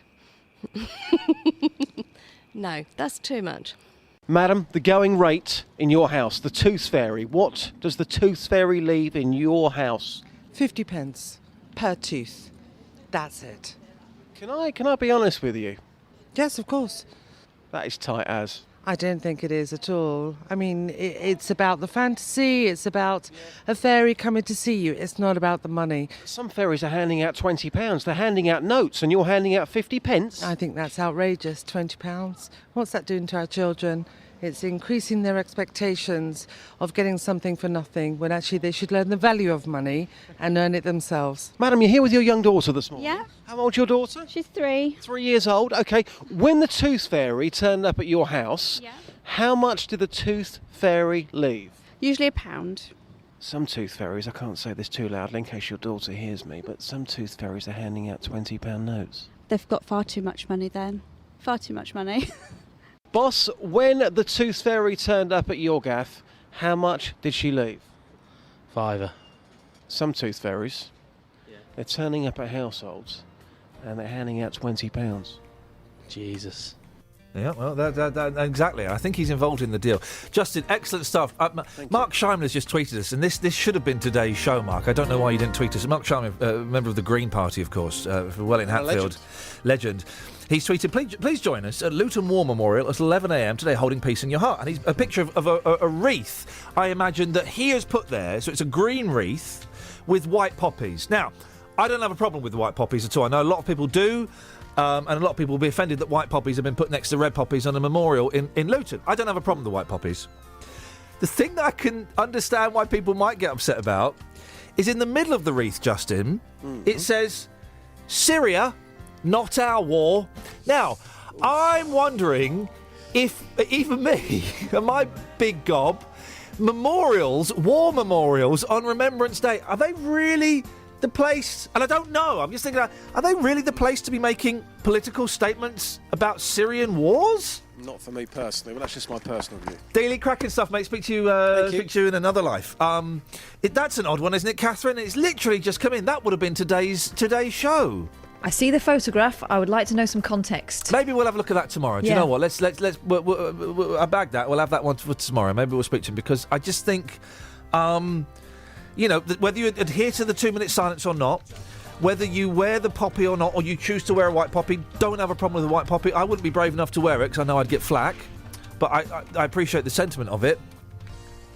But putting a wreath up that says Syria, not our war, that just seems to me, and I'm just thinking out loud, I don't, I'd have to analyse it a bit better. It just seems a little bit inappropriate. We'll discuss that tomorrow. No doubt we'll discuss the fallout of the remembrance. Have you got time for a quick word with Hilda? I've got 20 seconds. Yes, Hilda?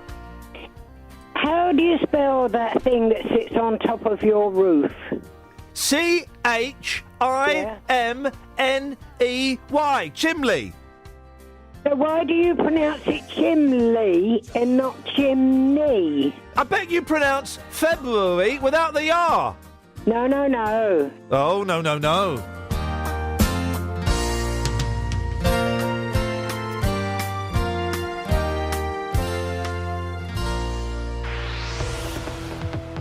Travel news for beds, cards and bugs. BBC Three Counties Radio.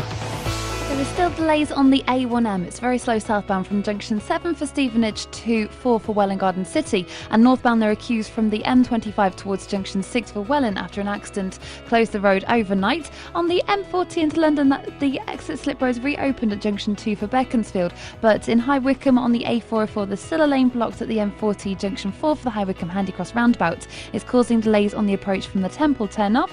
In Wendover, London Road has queues because it's partially blocked southbound at the Dunsmore Lane, which is causing a delay from Nash Lee Road. And on the trains, Great Northern have 10-minute delays between Welwyn Garden City and Hatfield, and disruption through Watford Junction. Samantha Bruff, BBC Three Counties Radio. Thank you, Sammy. Sorry, I lost track of the time. I'm 5 seconds late. Well, guys, I'm off to London. Need anything? It's been a gas. Ta-ta.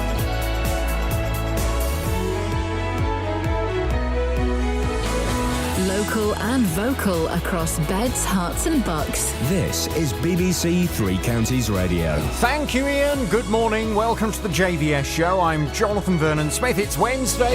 It's 9 o'clock. And on today's Big Phone In, do you think it's acceptable for women to take their babies to work? Scottish National Party MP Alison Thewlis wants the right to take her baby into Parliament and breastfeed during political debates. She's already breastfed her baby during committee meetings at Glasgow Council, and she says nobody batted an eyelid. Now she wants more women to feel comfortable breastfeeding their babies at work. Well, I want to know from you, do you think women should be allowed to take their babies to work? And if they want to, breastfeed them. Pick up the phone, come on and have yours. Say, here's my telephone number. It's 03459 455 555. This is the JVS show on BBC Three Counties Radio. I'll take your call in just a second, but first let's get the latest BBC News at 9 o'clock. Here's Simon Oxley. The headlines: motorcyclist killed on the A1 in Hertfordshire, David Cameron attending summit on migrants crisis, and Bedfordshire police urge robbery victims not to fight back. BBC Three Counties Radio. A motorcyclist has died in a collision on the A1M in Hertfordshire, which closed the motorway overnight and into this morning's rush hour. Hertfordshire police say the collision happened on the northbound carriageway at the exit slip road for junction 6 at around 7:30pm last night. A lorry and a car were also involved. The rider of the motorbike, a man in his 50s, died at the scene.